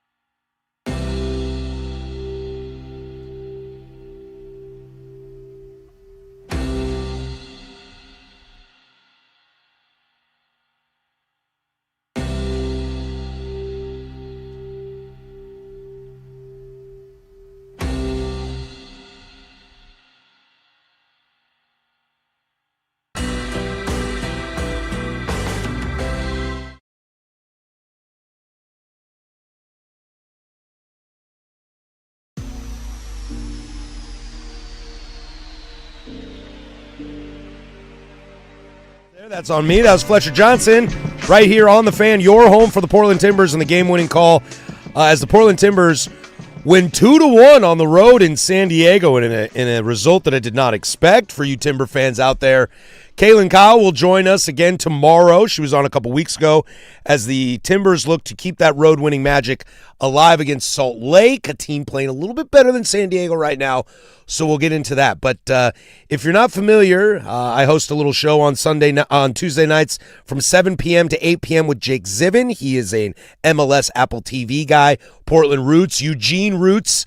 A very great dude. We have a lot of fun doing that show. You can get it wherever you get your podcasts, including Timbers.com and 105.1 The Fan. We sat down with Alex Bonite. He scored that game-winning goal, as you just heard Fletcher's call there, and just kind of tried to ask him some questions about, you know, what the vibes are like and what the club is like, but also what it's like for Portland. And here's him right now. We are joined now by the hero from last Saturday, Alex Bonite. Thank you for joining us, Alex. How you doing this week? No problem. I'm very well, thank you. How are you guys? Oh, we're great. Well, great. Let's get right into this, amigo. Like, you were not expected to score goals, yet you found your foot on the game winner this past weekend. I got a couple questions to ask you. What's the first thought that goes through your head when you've scored your first professional goal?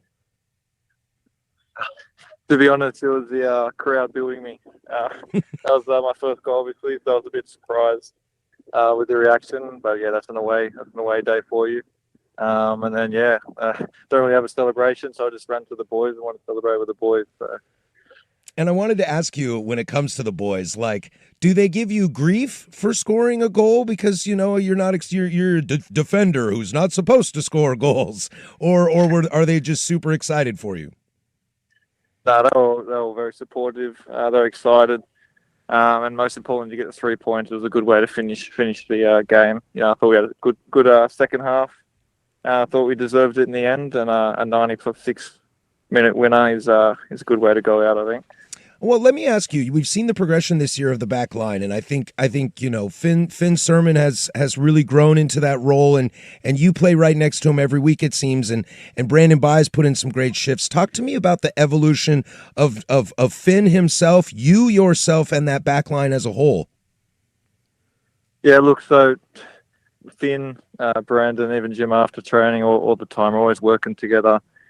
Looking to improve on certain things with the likes of Ridgie and Alex and whatnot. When I first came in, Finn was a great help to me. And I could see on the pitch, he's a great help on the pitch as well. Defensively, I think he's top level. I'm always trying to learn off. Finn, Brandon, all the players that have played a little longer in the MLS than me. But no, I've really enjoyed playing alongside Finn, Brandon, and Jimmo, and all the boys. So they've been great. Alex, it's your first time joining us on our show, and you're new to Portland. You're new to Major League Soccer, to the United States. So I want to ask a little bit about you as a person, so that the Timber Sports can get to know you. You grew up in Shell Harbour, New South Wales. Tell me about life in Shell Harbour. What's it like? How would you describe the place you grew up in? I'd say Shell Harbour, pretty laid back. It's along the coastline. Beautiful beaches, cafes, a good atmosphere. But I think the great thing about living on the coast is definitely the weather and the beaches. It's a bit warmer compared to here in Portland, obviously. But even recently, I took my family and my girlfriend to Cannon Beach to get a bit of that beach feeling back. And yeah, that was a beautiful beach as well. Bit different though, bit too cold to go in.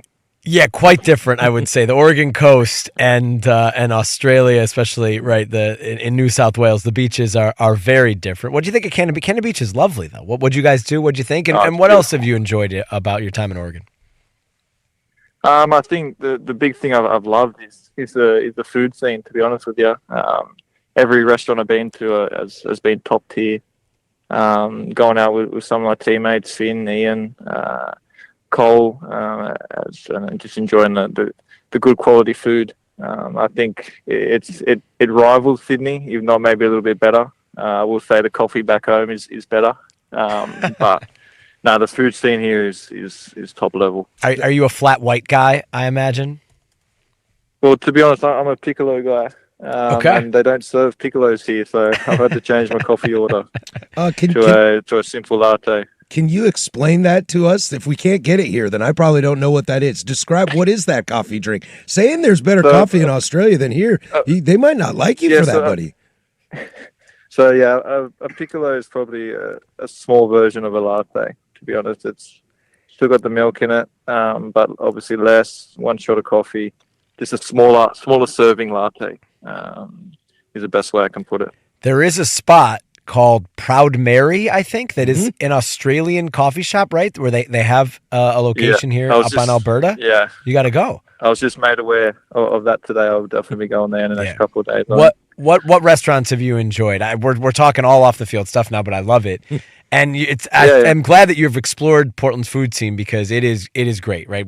It's a fantastic food city, known across the country as that. Definitely, out punching its weight. So what have you enjoyed? Well, I've got I know Grass is a chain, but there's a Grass restaurant right below my apartment block that I tend to go a little too often. That's where some of the boys go as well. I know it's a chain, but it's very tasty.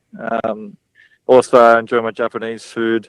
There's a lot of really, really good sushi spots around and ramen spots. I went to Kayu Ramen the other day, which was amazing. I went to Finn took me to an Argentinian restaurant a couple of weeks ago. I've forgotten the name. It's on the east side, but I haven't had a bad meal here yet. Probably maybe Ox. Something about the area. Would it have been Yes, Ox? the Ox is the one. Great. Well the done. Ox is the one. Well done. That was amazing. Yeah.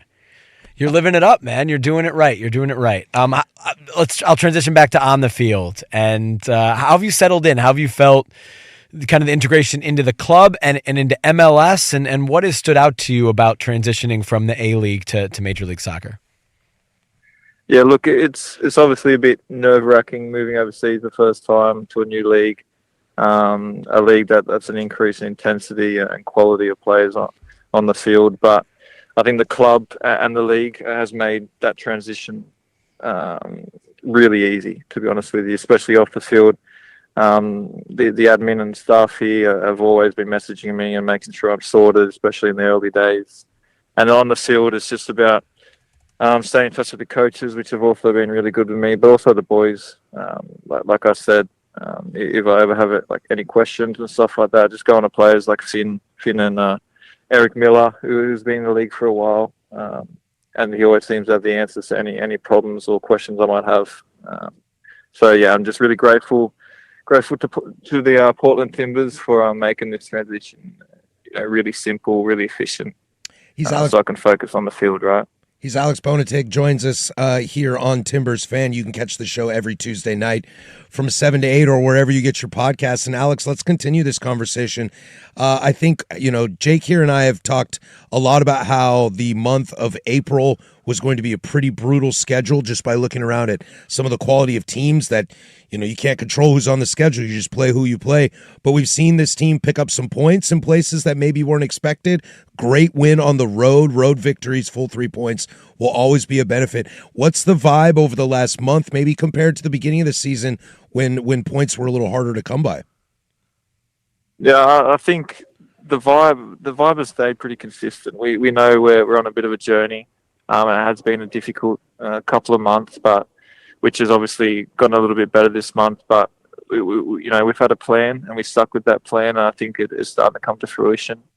So in terms of when we were losing a couple of games, not picking up the points we thought we deserved, the boys, the club in general stuck together and pushed through those tough times. And I think that the 3 points we picked up on the weekend will give us that bit of momentum to move and push forward for another couple of tough away games before we move back home. But no, the vibe's been good, and obviously after 3 points and after a late win, it's always that little bit better. I got to ask you, are you going to lead the MLS in goals from here on out? Is that the future for you? You're now a goal scorer, so I expect 2 or 3 a week from you, Alex. Let's hope so. Let's hope so. But yeah, I'm more focused on defending, right? That sounds good. We'll let you stay there. He's Alex Bonite. Thank you so much for joining us. Good luck this weekend, another road game, and then we'll get you back home as soon as we can, all right? Appreciate it. Thank you very much. All right, he is Alex Bonite. You caught that on Timbers Fan. You can catch that show every single Tuesday from 7 to 8 p.m. right here on The Fan. We ran a little long. Let's get back on track. When we come back, Web Gems, we'll get over to the exit interviews. I'll read some quotes. Rob Will had some very interesting stuff to say. More to come this hour, 105.1 The Fan.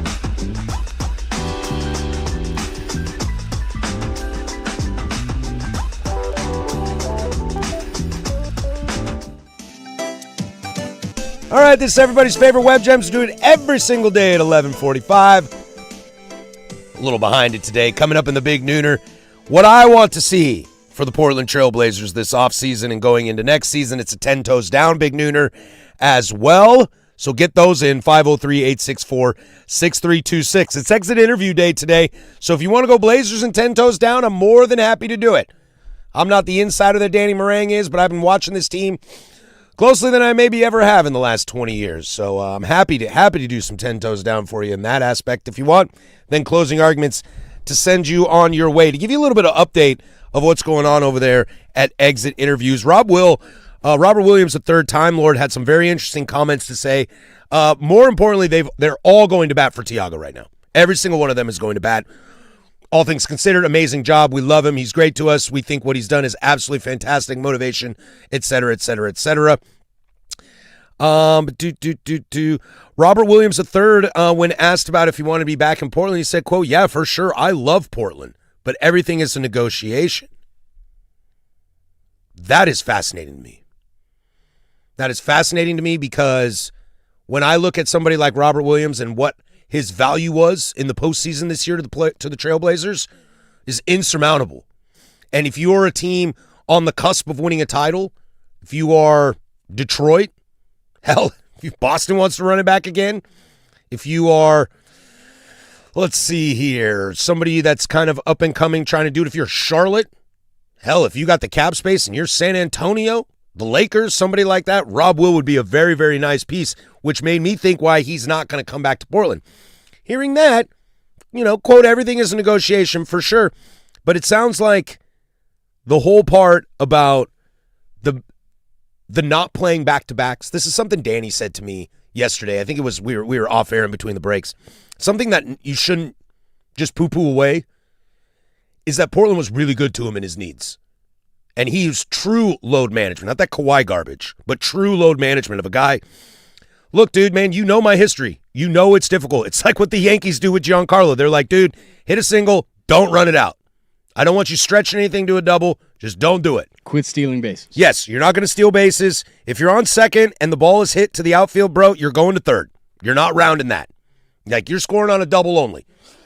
Excuse me. And it sounds like that was really, really appreciative to Rob. And if you can get the money sorted out right, Rob Will coming back next year would be an absolute insane grab that I didn't see coming. Thiago Splitter had something to say. Quote, when you look over the season and all the moments that we went through, good and bad, on the balance, it's positive. One of the main things I wanted was to compete every night. Players got better. I got better. The staff got better. We figured out things. I've already told you guys I want to stay, but we've got to go through some things. I think there are some things that are exaggerations and clickbait. I have a good relationship with Tom and with Joe. I don't know if that's towing the company line to look good and not call your boss out in public, which is definitely the smart move to do.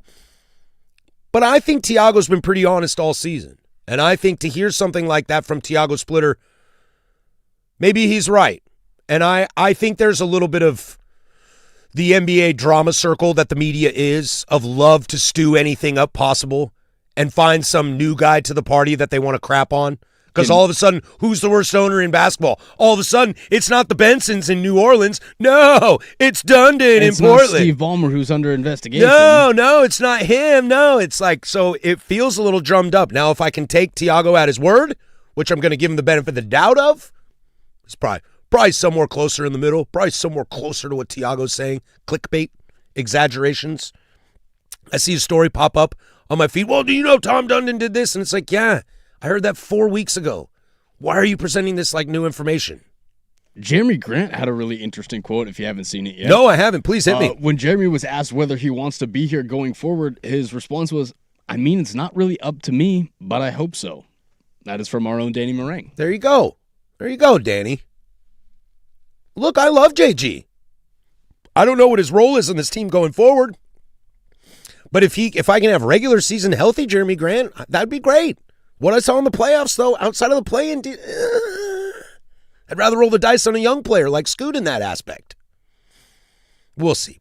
But let's stick with the Blazers. Let's get into the big nooner. I asked the question to myself, and I ask it to you listeners out there as well. What do you want to see from the Blazers this offseason? And I'm talking full shebang.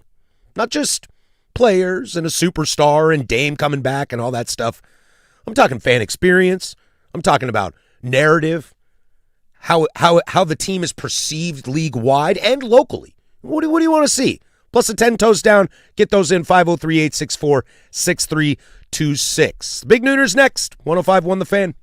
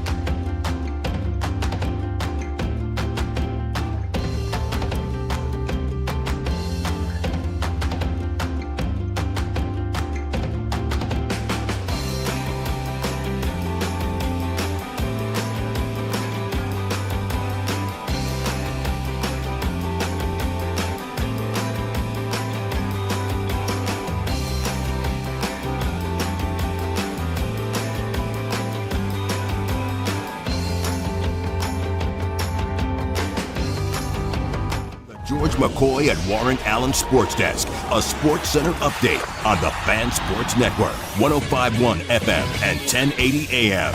First on the Fan, some NBA playoff scores for you as the Rockets defeated the Lakers yesterday in Game 5 of the series to force a Game 6. Final in that one was 99-93 as Jabari Smith Jr.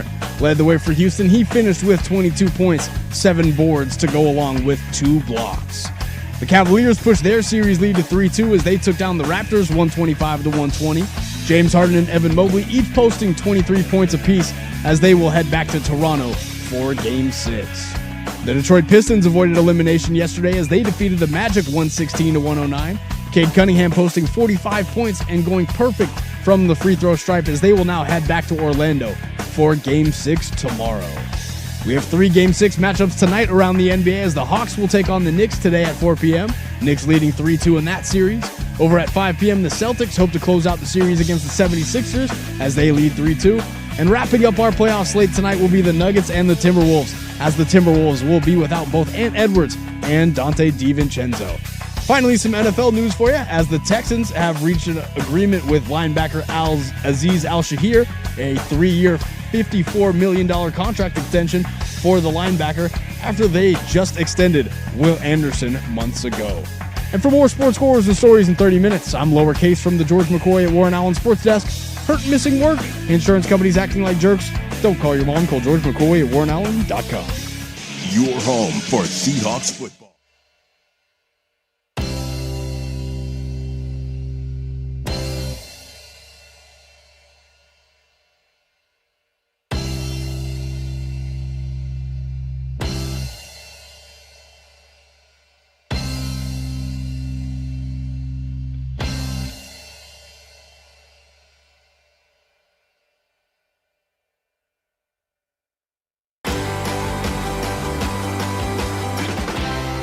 Two down, 1 to go here. The firm of Harris and Marang. We do this bad boy every single Monday through Friday from 10 a.m. to 7 p.m. Thank you for being a part of our day. We are stoked to be a part of yours. Did I say 7 p.m.? I meant 1 p.m.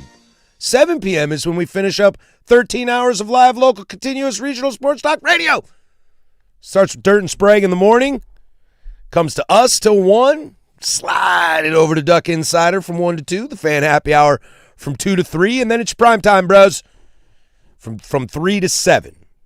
It's a good day here in Portland. It's a good day here in Portland. It is a 10 toes down Thursday here for the firm. Danny's out at exit interviews, figuring that out. He'll be back tomorrow. We'll share some audio, have some conversation about that, and keep going with this Blazer thing. And as we start here on it, I just want to remind everybody, let's be a little calm. If you didn't catch the last segment, the quote from Tiago Splitter that I think resonates a little bit right now. Quote, I've already told you guys I want to stay, but we've got to go through some things. I think there are some things that are exaggerations and clickbait. I have a good relationship with Tom and with Joe. And thinking about today and thinking about the last 2 weeks and really the last 6 months of the season, the Portland Trailblazers are at a very, very interesting crossroads right now in a ton of different ways. They're at a crossroads with ownership. They're at a crossroads with upper management. They're at a crossroads with coaching. They're at a crossroads with players. They're at a crossroads with the building. And dare I say, they're at a crossroads with their fans as well. The next 3 months is going to say a lot. The next year is going to tell you more than you could even possibly imagine. So as I sit here and I try to think how to compartmentalize and how to think about where we'll be in the next 9 months, I have no idea. Where we'll be in the next calendar year. Are the Blazers a 3 seed going into the second round because they just swept somebody? Or are the Blazers back to a 7 seed and struggling against OKC? I don't know what that answer is going to be. So I try to think about what can I control, what I can't control, and what are honest desires that I can have. When I see something like Tiago Splitter say at the exit interviews today, I'm still learning. I'm still a young coach. I'm not saying I'm Phil Jackson, but I've gotten better as a coach for sure from last summer. That's where I'll start with the team itself, because most of my wants, honestly, have nothing to do with the team. I've got the same want as a Blazer fan, as somebody who sits here and talks about the Blazers, somebody who is a part of the media, and let's not kid ourselves. A successful team is way better than a non-successful team. It's more fun to cover. It's easier to cover. You all are engaged a lot more. I'm on the same page. Whether it's trades or free agent signings, I just want this team to get better. I don't care how it happens, honestly. If it's Denny, fine. It better be a good package. Better be a good return. I don't want to lose Donovan Clingan, but if he goes, better be a good package. Better be something that makes it better than this year. I want to see that continual growth.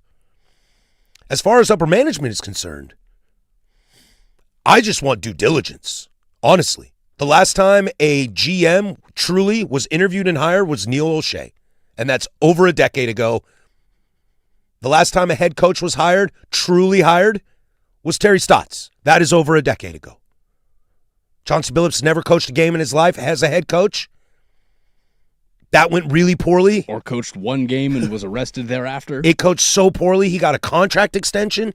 And look, I'm a little 50-50 on Joe Cronin as a GM. I think for a first-time GM, he's probably done a pretty good job. Some of those lottery picks are to be desired, but as I've quoted all week, the Spurs, they get lucky with their three. The Blazers, not as lucky with all three. Go look at the Charlotte Hornets since like 2002, okay? Their lottery picks are a disaster. It happens. Sometimes by your own fault, Zach Collins. Sometimes guys don't progress as much as you want them to. Shaden Sharp. Noah Vonleh. Great point. Myers Leonard. So I just want, if Joe's the guy, I'm cool with it, but I want it to be a real process. Thiago, at least he has a year of head coaching experience. And to his point, I'm getting better, and I want to get better. That's the kind of attitude you want. If Thiago's the guy, that's great. Keep him. I'm down with it. Everybody likes him. It's fine. But I'd like to see some other interviews, and I'd like to know who the other interviews are. And if Thiago wows you instead, with a sample size in front of you, backing from every player that's been up there at exit interviews who's been raving about him today, that's great. Here's what I want as a Blazer fan. Not as a Blazer media. Not as what I do with this microphone. As a Blazer fan, I need a reason to get back to the stadium. I haven't been to a game since the Blazers lost to the Pelicans in the first round of the playoffs. I was fortunate enough to get some nice company seats for games 3 and 4. I got a little lucky that nobody else was available. But it's been a long time since I've been in the Moda Center to watch a Blazer game. That's what excites me about Tom Dundon the most, if I'm being honest. Is he cheap? Yeah, maybe. Is he cutting corners on some stuff? Yeah, maybe. We'll see if that really trickles into the players and what goes on the court. But I want another reason to go down there. But the hype is coming back. I want there to be a party outside the Moda Center before we go in. That if the season starts, if it's October and it's one of those false fall days that we have, and it's like 65, 70 degrees outside, and they're about to go to a game, I want something going on outside. When we get to April, when we get to March, and it starts being fake spring, I want something going on outside. I'd love better food and drink options. Look, I'm a craft beer drinker. Craft beer selection in there, not my favorite. Something I give Merritt Paulson a ton of credit for over at Providence Park. He said, if we win an MLS Cup in 2015, I will build you a craft beer bar. And he did. He built the double post. And then the Thorns won an NWSL title, and what did he do? Boom. Built Axe and Rose. What I'll give the Beavers credit for is the brand new renovations at Reacher Stadium made it so much more fan-friendly. Oh, it's gorgeous. It's gorgeous there. It's fantastic. I'm going to go to the Wazoo at Oregon State game this year because, it's easier to get to Corvallis than Pullman for me, but it's a nice place to be. But when you make the experience great, everyone just wants to be a part of it. Everyone wants to be, again, no one wants FOMO. Everyone wants to feel like they're in on the joke. Mm-hmm. Just keep it rolling. And I know, some of the true construction situations that got to go down are going to take time. Some of those true renovations are going to take time. I totally get that. But I'll never forget this. I went to a concert at Climate Pledge, and then the next night went to a concert at Moda Center. And my seats were in a very similar spot, both shows. Night and day. Now, Climate Pledge is obviously a lot more recently updated than the Moda Center is. And what they did to Key Arena, Key Arena has no idea what Climate Pledge is. It just happens to be the same address. But I've been to Climate Pledge more times this last year than I have been to Moda Center. Yeah, if you would have told me that there's a band I want to see and I can go to Key Arena and the Moda Center, I'll skip the Seattle ride because Key Arena was rough. But now you've been jumped by a place that doesn't even have a basketball team. So it's that for me. It's bring me back. Bring me back. I think the Chauncey Billups stuff at the beginning of the year was really tough. It's not their fault on that. But you've got an extremely loyal fan base here. Again, we talked about that. Steelers, Niners, current day Rams, Packers fans are like this. Even Cowboys fans are like this. Blazers fans scream this. You have some equity, and it is okay to lean on that equity a little bit without taking advantage of it. Bring the fans back in. You know, Jody was MIA for years. We love this team because Paul Allen was great. Paul Allen was great, but Paul Allen didn't bring any championships.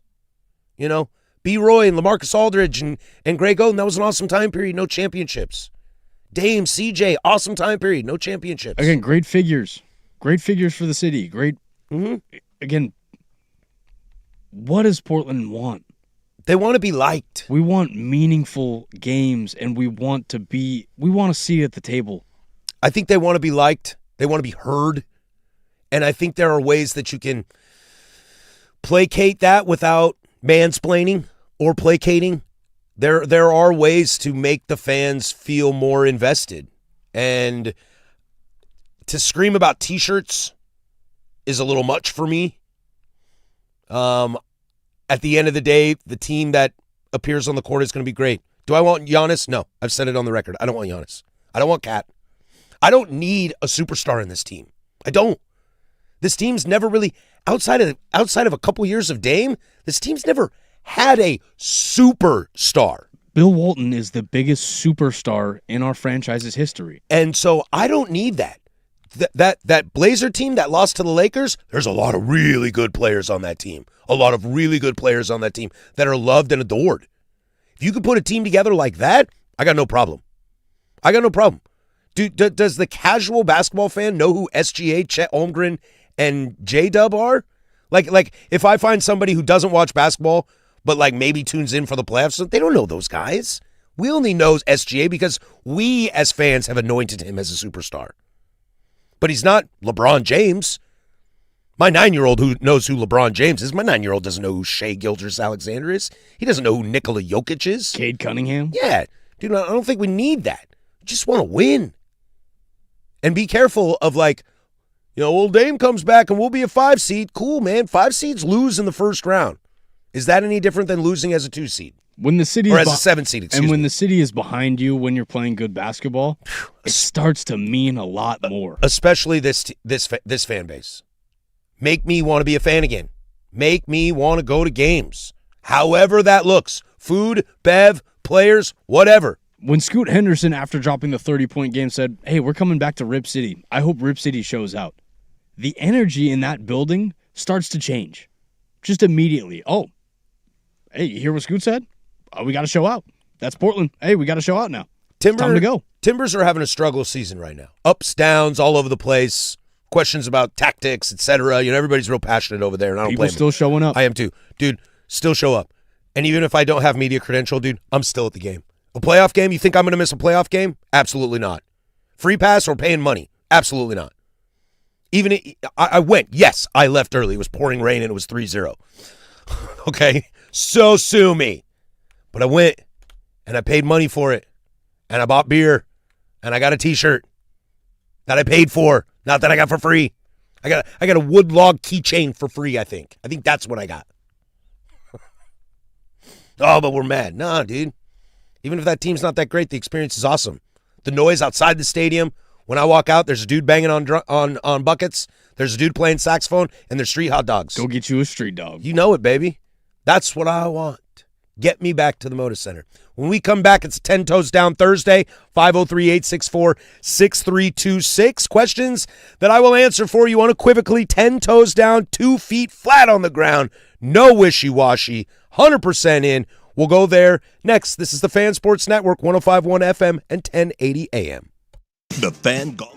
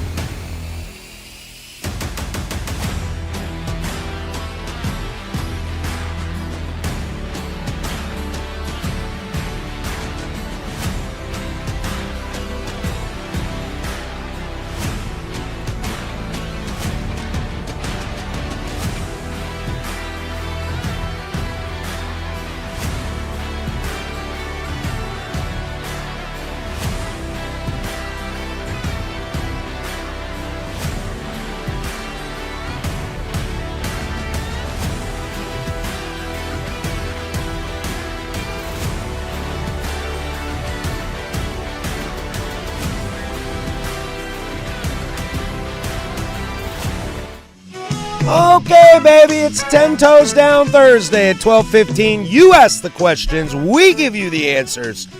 No messing around over here. All right? Truthful, hard, firm, positive answers. Or negative answers. You can go either way. I think you just can't half it. None of that halfy stuff. None of that fence sitting. None of that stuff I get accused of every time, which is probably true. 10 Toes Down, I'd like to give a shout out to 10 Toes Down. Simply because it's made me reassess a lot of things in my life in the sense of maybe I should be a little more firm about how I feel. On some things. Yeah, because I can very much be like we'll see. And then a lot of the time I feel like I end up with your perspective where it's like, I could see the mystery box effect to it. Yeah, like the Ty Simpson thing. I'm like, let's see how it plays out. Tom Dundon, let's see how it plays out. And it's like, well, dude, when your wife says, I don't care where you go for dinner, like, if you're going to get in trouble anyway, then just choose where you want to go. You might as well eat something You might good. as well. I can't believe it took us till 12:22 to talk about food. That tells you something about Danny Marang right there. Well, he does house his kibble right before he gets in here. That dude does make me think of food. Speaking of that, 10 Toes Down, a greasy smash burger with 3 patties and perfectly grilled onions, or a gourmet grilled Wagyu burger cooked to perfect medium or medium rare. 10 Toes Down. Where are you, Casey? I might be on the smash burger. You might be. We just talked about this, Casey. I need a 10 Toes Down. I'm on the smash burger. I'm taking the smash burger. You can do a lot of things wrong and go too fancy with the Wagyu and the bun not be the right way. Again, the fixins not be right. Smash burger, again, that's bun, cheese, patty, a little sauce on the side if you need it. I am all for that. This is one of the easiest 10 toes for me. It's the smash burger all the way. With grilled onions, a little bit of shredded lettuce, and hell, you can go American cheese if you want. I'm not the biggest American cheese fan, but it's got a time and place. Are you picky about what type of lettuce you like on a burger? No. I feel like I'm an iceberg strictly. But do you like it like chunks or shredded? I think just a single strip of iceberg. Like just one, no stacking, just a single strip of the iceberg. With just some a little good crunch to it. Just a little bit of a crunch. No romaine though. I don't mind the choppity chop. I don't mind the shredded lettuce on it. My issue, and a lot of this boils down to I don't eat large portions. I'm fat because I drink too much craft beer and I don't work out. It's not because I eat like a cannonball. Burgers that you get, like a Wagyu burger, things like that. You go to a brewery and get a pub burger, or a sports bar and get a burger, something like that. It's too much food, one. Also, that burger is probably what? 3 inches high? Is that what you'd say? You gotta cut it in half. 3 inches high, and to like shove that thing in my gullet, it don't open that big. Are you not a cut it in half guy? I am a cut it in half guy, only because then I can get to the side. That's the only reason. It's just a little bit of geometry. Without a doubt, I can't pick up that whole GD thing and shove it in my gullet. It just doesn't work that way. Not to mention, those burgers cost like $22 now. I'll take the smash burger for $8. Easy. This person says, controversial. I'm not a fan of Wagyu. I don't think that's controversial. It's got to be. No, that's. Well, when you're not a fan of better quality. Well, I'm a fan of better quality, but I don't know if I need better quality when it comes to a burger. I think that's fair. Yeah. That's in fact, very fair. I will 10 toes down. I do not need better quality when it comes to a burger. I think when it comes to a burger, I think I need stains on my cook shirt. You know what I mean? Yes. Like I need him to have a hat that's crinkled. It's his third one of the day. He's got a sweat rag that sits far away from the rest of the food. I need a little bit of SpongeBob energy there. Dude, crap food is crap food. Let it be crap food. We were talking yesterday about Crunchwraps. I think before the show started. I have made a Crunchwrap Supreme at a restaurant using like a high-quality beef patty and high-quality ingredients. I did not feel good eating that thing. But if I go to Taco Bell and eat that thing, you might have a little room better for a second. Yeah, I feel a little bit better. Bison meat way better for a burger than Wagyu. I'm down with that for a burger. I'm very down on that. I'm very down with that. The bison's nice. Bison Elk is too. very good. Yeah. Let's see here. What else do we got? 10 toes down. A great hammock nap on a sunny day is the best nap there is. Yeah, that or I'd say like a family member's couch. Ooh, Couch that's not yours. Ooh, like a Thanksgiving? Like a Thanksgiving, Easter Sunday. That's where I think I have my best naps. But a hammock, I got to buy one of those because I lost my old hammock. That thing was sweet. I have to spend a ton of time. There's another great nap question that we'll get to in the next segment. I have to be very, very careful about my naps because I am not a nice person when I wake up. I'm the same way. I'm really, really not a nice person when I wake up. So a lot of times you don't want me around people. I have fallen asleep in hammocks, but I am terrified to fall out of said hammock while asleep because being shocked awake, how am I trying to say this? Shocked awake is one of the top 5 most hated things in my life. I would probably put that as my least favorite thing that I have to deal with ever is getting woken up when you don't need to. Oh, that's the absolute worst. I like this texter says Sunday golf nap, and that's what I might tell you. And this is the 10 toes down that was also sent in. What is the latest time of the day where you can take a nap? Oh, we'll get to that in a minute. Never mind. I like to take a nap. It's the golf nap. It's the 3rd inning of a baseball game. It's the I just got home from work and it's 1:30 and I'm going to take a quick little snooze. That's the best nap. The nap in privacy. Are you like the type of person who, I guess I compare myself to how I nap. I nap like an old Western movie. Hat over the eye, and if you touch me on the shoulder or anything, I'm going to jolt awake like I was just in a firefight. Are you the same way? Yeah, definitely, dude. Just kick back and call it a day. 503-864-6326. We'll do some more 10 toes down on the other side in. We got a little bit of space, so sneak those in. Or over on the YouTube chat, we'll toss it to Casey. He's got sports. Now, from the George McCoy at Warren Allen Sports Desk, a Sports Center update on the Fan Sports Network, 105.1 FM and 1080 AM. First on the Fan, some NBA playoff scores for you as the Rockets defeated the Lakers yesterday night in Game 5 of the series to force a Game 6. Final in that one was 99-93 as Jabari Smith Jr. led the way for Houston. He finished with 22 points, 7 boards to go along with 2 blocks. The Cavaliers pushed their series lead to 3-2 as they took down the Raptors 125-120. James Harden and Evan Mobley each posting 23 points apiece as they will now head back to Toronto for Game 6. The Detroit Pistons avoided elimination yesterday as they defeated the Magic 116-109. Cade Cunningham posting 45 points after going perfect from the free throw stripe as they will now head back to Orlando for Game 6 tomorrow. We have 3 Game 6 matchups tonight around the NBA as the Hawks will take on the Knicks today at 4 p.m. Knicks leading 3-2 in that series.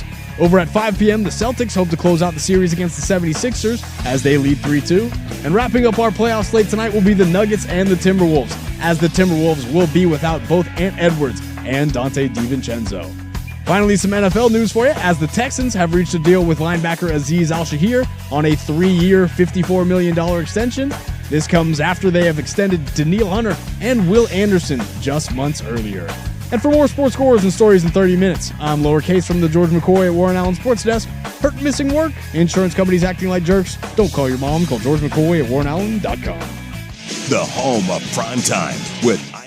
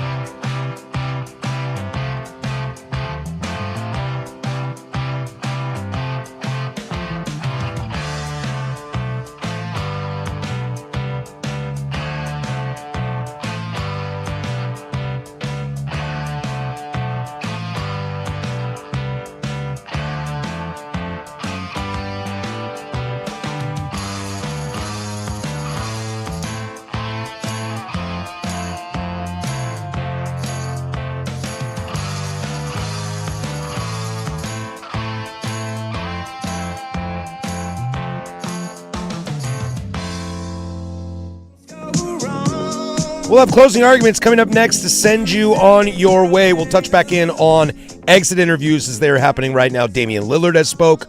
Denny Avdia has spoke.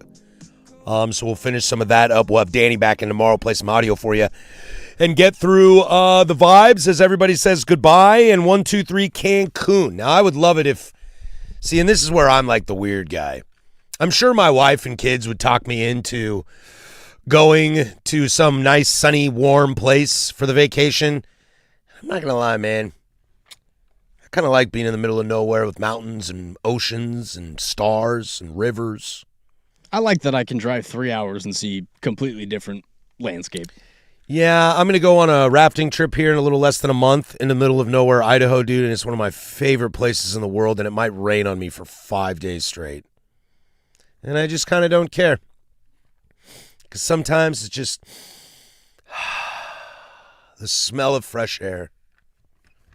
Continuing on our nap conversation here on 10 Toes Down, 503-864-6326, or over on the YouTubes. What is the latest time of day where you can take a nap? In other words, at one point does it get so late that you might as well just stay awake until bedtime? I don't know the best time to start, but I'll tell you, you got to get up by 5. Maybe you can push it to 5:30. But like for me, I get to work here about 8:30, 9 o'clock, somewhere in between. Some days I might run a little late and get here at 9:15. I try desperately to be asleep before 11. Same. And to be asleep, and for the most part of late, I've been kicking it. I've been hitting it really well. I nap roulette. I go to bed roulette. I do not set alarms unless I absolutely need to be up for something. And so I do my absolute hardest to get 8 hours of sleep. Now, if I need a nap, I also know that my body is going to dictate how much I need that nap. But I have to be up before 5 or 5:30. If it's 6 o'clock and I wake up, I'm grumpy. I don't like eating right after I wake up. So if dinner's at 6:30, 6:45. I think that's why 6 has to be that mark right there. Because after 6, you feel like you've wasted too much time with that nap. Before 6, you're like, I'm good, baby. Still got 5 hours. Yeah, we'll watch some TV, play with my kids, pop a gummy. And you can be good Smoke to go. like an adult. Smoke like an adult. There you go. 10 toes down. Come on, man. Get the papers. Get the papers out. There's plenty of YouTube videos that'll teach you how to do that. Light a candle if the smell bugs you. I don't trust anybody that the smell bugs you. I'm with you there. It smells so good. It's like the smell of gasoline or a Sharpie. Or Taco Bell. Hits every time. 10 toes down, a vacation house at the beach or a vacation house in the mountains. And this is what I was kind of touching on. I think I'm the mountains guy. I think being warm in a cabin, wandering around, going to like a creek. I think I'm the beach. You think you're the beach? I like the idea that everything is walkable distance. There's no thinking. This is unequivocal. I'm the beach. The beach does have some nice options because I love being able to walk anywhere, bike, not have to go very far and still feel like everything is in my surroundings. Plus, beach towns have a lot more to offer than mountain towns. Mountain towns, there ain't much.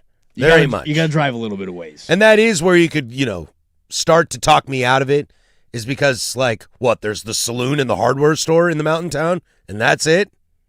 I probably don't need much more than that if I'm being real here. Add a dispo and I'm good. But, you walk the streets of Cannon Beach, you walk the streets of Seaside, Tillamook, Newport, Lincoln City. There's a lot to do. I was in Pacific City. I love PC. My favorite beach a few town. weeks ago.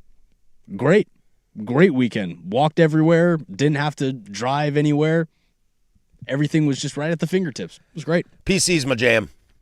We used to climb the dunes a lot. The sand dune right there next to Pelican. Oh, yeah. Shout out our beautiful people at Pelican Brewery. Wonderful people at Pelican Brewery. That's where I got some dinner. Ate some beautiful fish and chips. They were really good to me and Mike Lynch when we used to do this Beers on Us podcast. We used to do a craft beer podcast way back in the day. You were in high school probably. That's how long ago it feels. What year was this? Oh, I don't know. We went through COVID a little bit, so not quite high school. I was in college. Yeah, not quite. And Pelican was great to us. We love those guys out there. I know. I'm Mountain Town guy.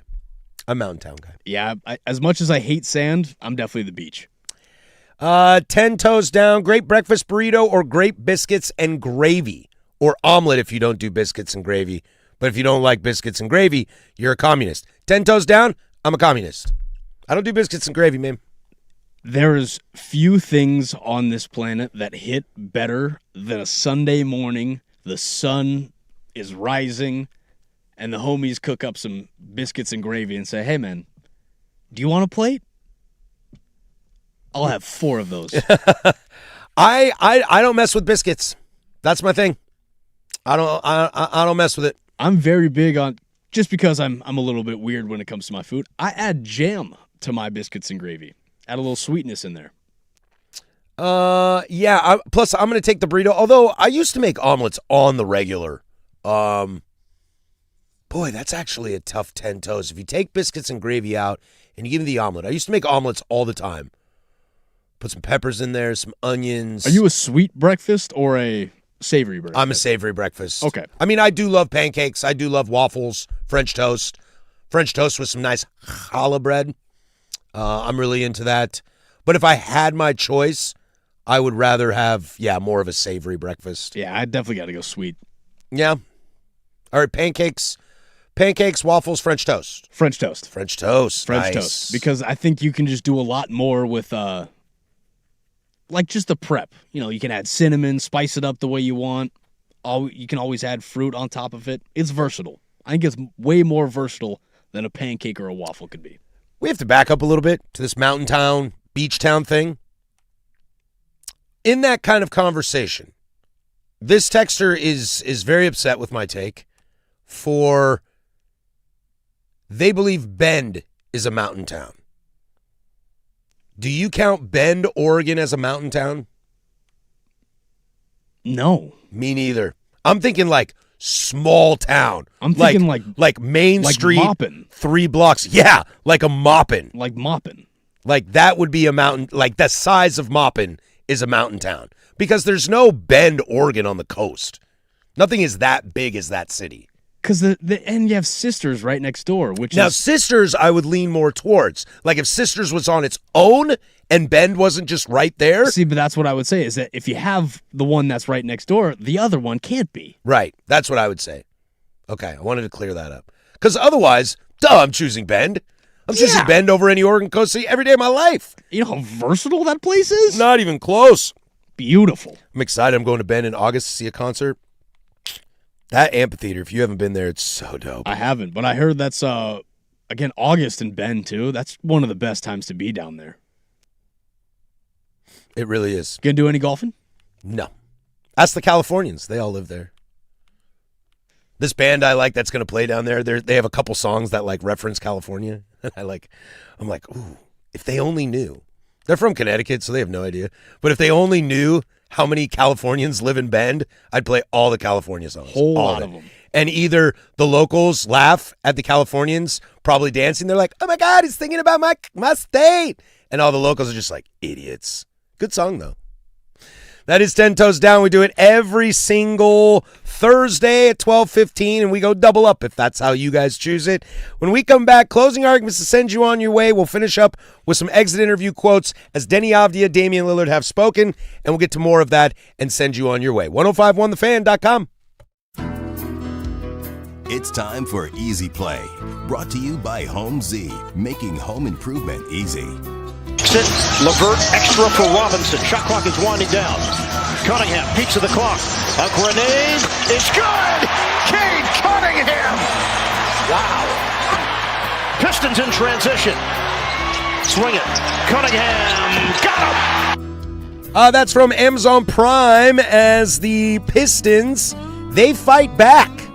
They are not dead yet. Cade Cunningham with a couple nice buckets last night. They stay alive. They're going to have to go back to Orlando, though, for Game 6. And Orlando at home with a win and close out. I don't think they want to go back to Detroit. I might still lean Orlando in this series. This Easy Play brought to you by Homesy. Use Homesy's online calculator to estimate your project instantly. Make it easy. Call Homesy. That's Homze. Homesy.com. We just finished our roof and siding with Homesy.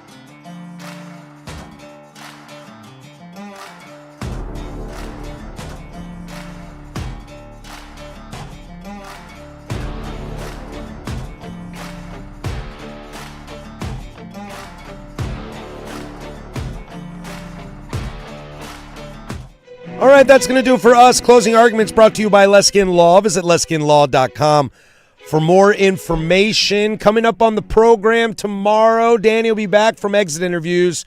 So we'll chat about that, hear from the players and coaches themselves. Kalen Kyle will join us again as the Timbers take on Real Salt Lake this week on the road, which you can catch that game right here on The Fan. Your home for the Portland Timbers. We'll have to check in on the live golfers scrambling. Oh, no. What do I do now? Sucks to suck. And we've got a big announcement to share with you of something for you Blazer fans that we're going to do on Tuesday. So you'll want to tune in for that as we'll tell you what's going on with that tomorrow. All that kind of stuff. Click, click, check, check. Yep, got it. Read you some more quotes from exit interviews. We'll have a lot more time to react to this tomorrow, but it's live happening now. They're probably getting semi-close to finishing up. Damian Lillard spoke, and these are some of his quotes for you as well. We had a great season, in my opinion, taking a big step for our group, making it back to the playoffs. We experienced a lot of adversity. There were a lot of opportunities for us to fold and pack it in, and we didn't. Dame on head coach. I thought he did well being launched into that seat out of nowhere, unexpected. Having to be a leader of men in this league is tough. Having to deal with minutes and managing personalities on rotations is tough. He did a great job on the fly. Also, I think a lot of our success down the stretch of the season is because of him, speaking of Tiago Splitter. Dame has also said that he is already playing 5-on-5 pickup basketball. That's nice to see. Boy, he's really going to be ready to go. I mean, we'll see. We'll see what he is. But as far as rest, health, he should be in a pretty good spot. That's what was necessary. If he can, in theory, play right now, and he's not, knowing how hard that guy works, the thing is, we'll just see what a 37-year-old off an Achilles looks like. But as far as the recovery process, he's going to have a long time, and that should help him very much. On the team, he said, we need to be a better shooting team. When you've got a guy like Denny who's getting downhill, that's going to generate good shots. And I agree. The Portland Trailblazers were the highest shooting three-point team in all of the NBA, but also with the worst percentage. You start knocking down those buckets, all of a sudden the lane opens up a little bit for Denny, and you're winning games more convincingly. You're not losing leads as much. You can kind of shoot your way out of a slump if you need to. But also, that would be my argument for Denny's next step too, is give me that step back jumper. Be able to hit that. Because if you can hit that, they're going to have to play you more honest. And I think that's the priority for him. Like, you have to be able to evolve that game. Going to the hoop is cool, man. This ain't the 90s anymore. Okay, we're not asking him to turn into Luka, but nope, I'm not. Be a sufficient spot finder. Be more versatile. Yeah, give me some more. I don't have an issue with the no left, the no right. Like I said yesterday, when Chuck was like, he don't, sneak to the left. He doesn't hard circle around on the right. Well, I don't need him to. We'll stop him on the right side. Then we'll worry about it. But if he can stop, pull up, and shoot, that's going to make everybody a lot more honest defensively. Because the Spurs, I thought, handled him perfectly. Close down the box. Make it tough for him. What's he going to do? Kick it out? Let him. Then he started seeing ghosts. Another quote from Damian Lillard. Looking at our depth and our versatility and our size, how many different lineups we can play, our experience this year, we beat all the best teams. We got some playoff experience against a 60-win team. How do we become a high 50s or 60-win team? That's the question he's asking. And I think that's a fair question. And can Dame be the guy that goes in and just ignites the shooting? That's the truth. I know Danny's got more opinions on where Damian Lillard fits in this team. And I'm not sure the best place for Damian Lillard in this team, to be honest. Again, a lot of that depends on what kind of Damian Lillard we see next year in terms of health, attrition, mobility, etc. At bare minimum, if he becomes a Kyle Korver, Mike Miller spot-up shooter, Ray Allen at the end of his career, buddy, you know how far that would have gone on this team this year, especially in the playoffs? Important. I'm not saying you beat the Spurs, but there's a chance. But a few more of those games are competitive. Yeah. A little bit tighter. There's a chance you're in a series with Denver right now with how Minnesota has kind of struggled through the season. There was a big gap between 8 and 7 where the Blazers finished and the Suns, and then kind of another larger gap between the Suns and the T-Wolves where they finished. But dude, you knock down some shots here and there. You knock down some shots. This series there's a game tomorrow. If you 100%. knock down some shots in this series, I still would take San Antonio, but it changes things. It gives you an opportunity. It makes you think a little bit more. It really does. Plus, with Damian Lillard out there, against the Spurs, Wemby doesn't get to dominate the paint as much. They got to step out. They have He's to. pulling from 50 feet, from 40 feet. They have to. And assuming You got to step out. And assuming he still has some explosiveness, now you got two players that can go to the rack. And different ways. Dame's you're more like sneaky to the left, turn around on the right. Like he's got your more that kind of like you see from De'Aaron Fox in this series. Like you see from Drew when Drew has yeah, it. Yeah. You can wiggle yourself around, find your little spots to where Denny's just like, I'm going down. Yeah. And if Denny can develop that mid-range shot or be a little higher efficient three-point shooter, then if Dame goes down and kicks it out to you, there you go. I think it's about options. It's about what sort of opportunity do you have here? Long off season, man. Long off season. A lot of questions. You want a 10 toes down, dude? I don't know if I've ever seen this organization in a place like this before. It's the biggest question mark I think the Blazers have had in a long, long time. What area of the Blazers, on the court, upper management, stadium, fan base, doesn't have a question? Everything. Everything's got a question. What's food? What's atmosphere? What's the area around the stadium? Are we going to get better seats? Are we going to get better halftime entertainment? Are we going to get T-shirts, towels? What are you going to do? Tommy Riddler. Is Tommy D cheap? Is he going to destroy my franchise and move us out of town? For the record, that's not going to happen, so let's stop fear-mongering that. Is Joe Cronin the guy at GM? Is Tiago Splitter the guy? Is Denny a one? Who's untradeable? How do we get better? Is Damian Lillard going to be out? Like, you find me a place where there's not a question to be asked on this team. It's crazy. A lot to get to tonight in your sports world. Knicks will take on the Hawks, see if they can close it out. That bad boy's going 7. CJ McCollum, for you Blazer fans out there that still got your love for old CJ, he was pretty buns last game. He's going to have to ball out tonight or they will go packing. Boston in Philadelphia tonight. Joel Embiid dominated them last game. I still like Boston in this series. Whether they close out tonight, we'll see. And then here's the big question. Look, Minnesota, if you don't win tonight, you ain't winning. You're going home. You're at home tonight. You're up. All you got to do is win one in advance. If Denver wins tonight, if Jokic puts out another triple-double, you can put it on the board. They're done. They'll go back to Denver for Game 7, and I bet you Denver blows them out. You got to give it to the guy with the hot hand. You really do. You got to find Ayo DeSumo. You got to see what he can do. Him and McDaniels, they got to carry. Let Rudy do his thing. But, yeah, you're in a tough spot.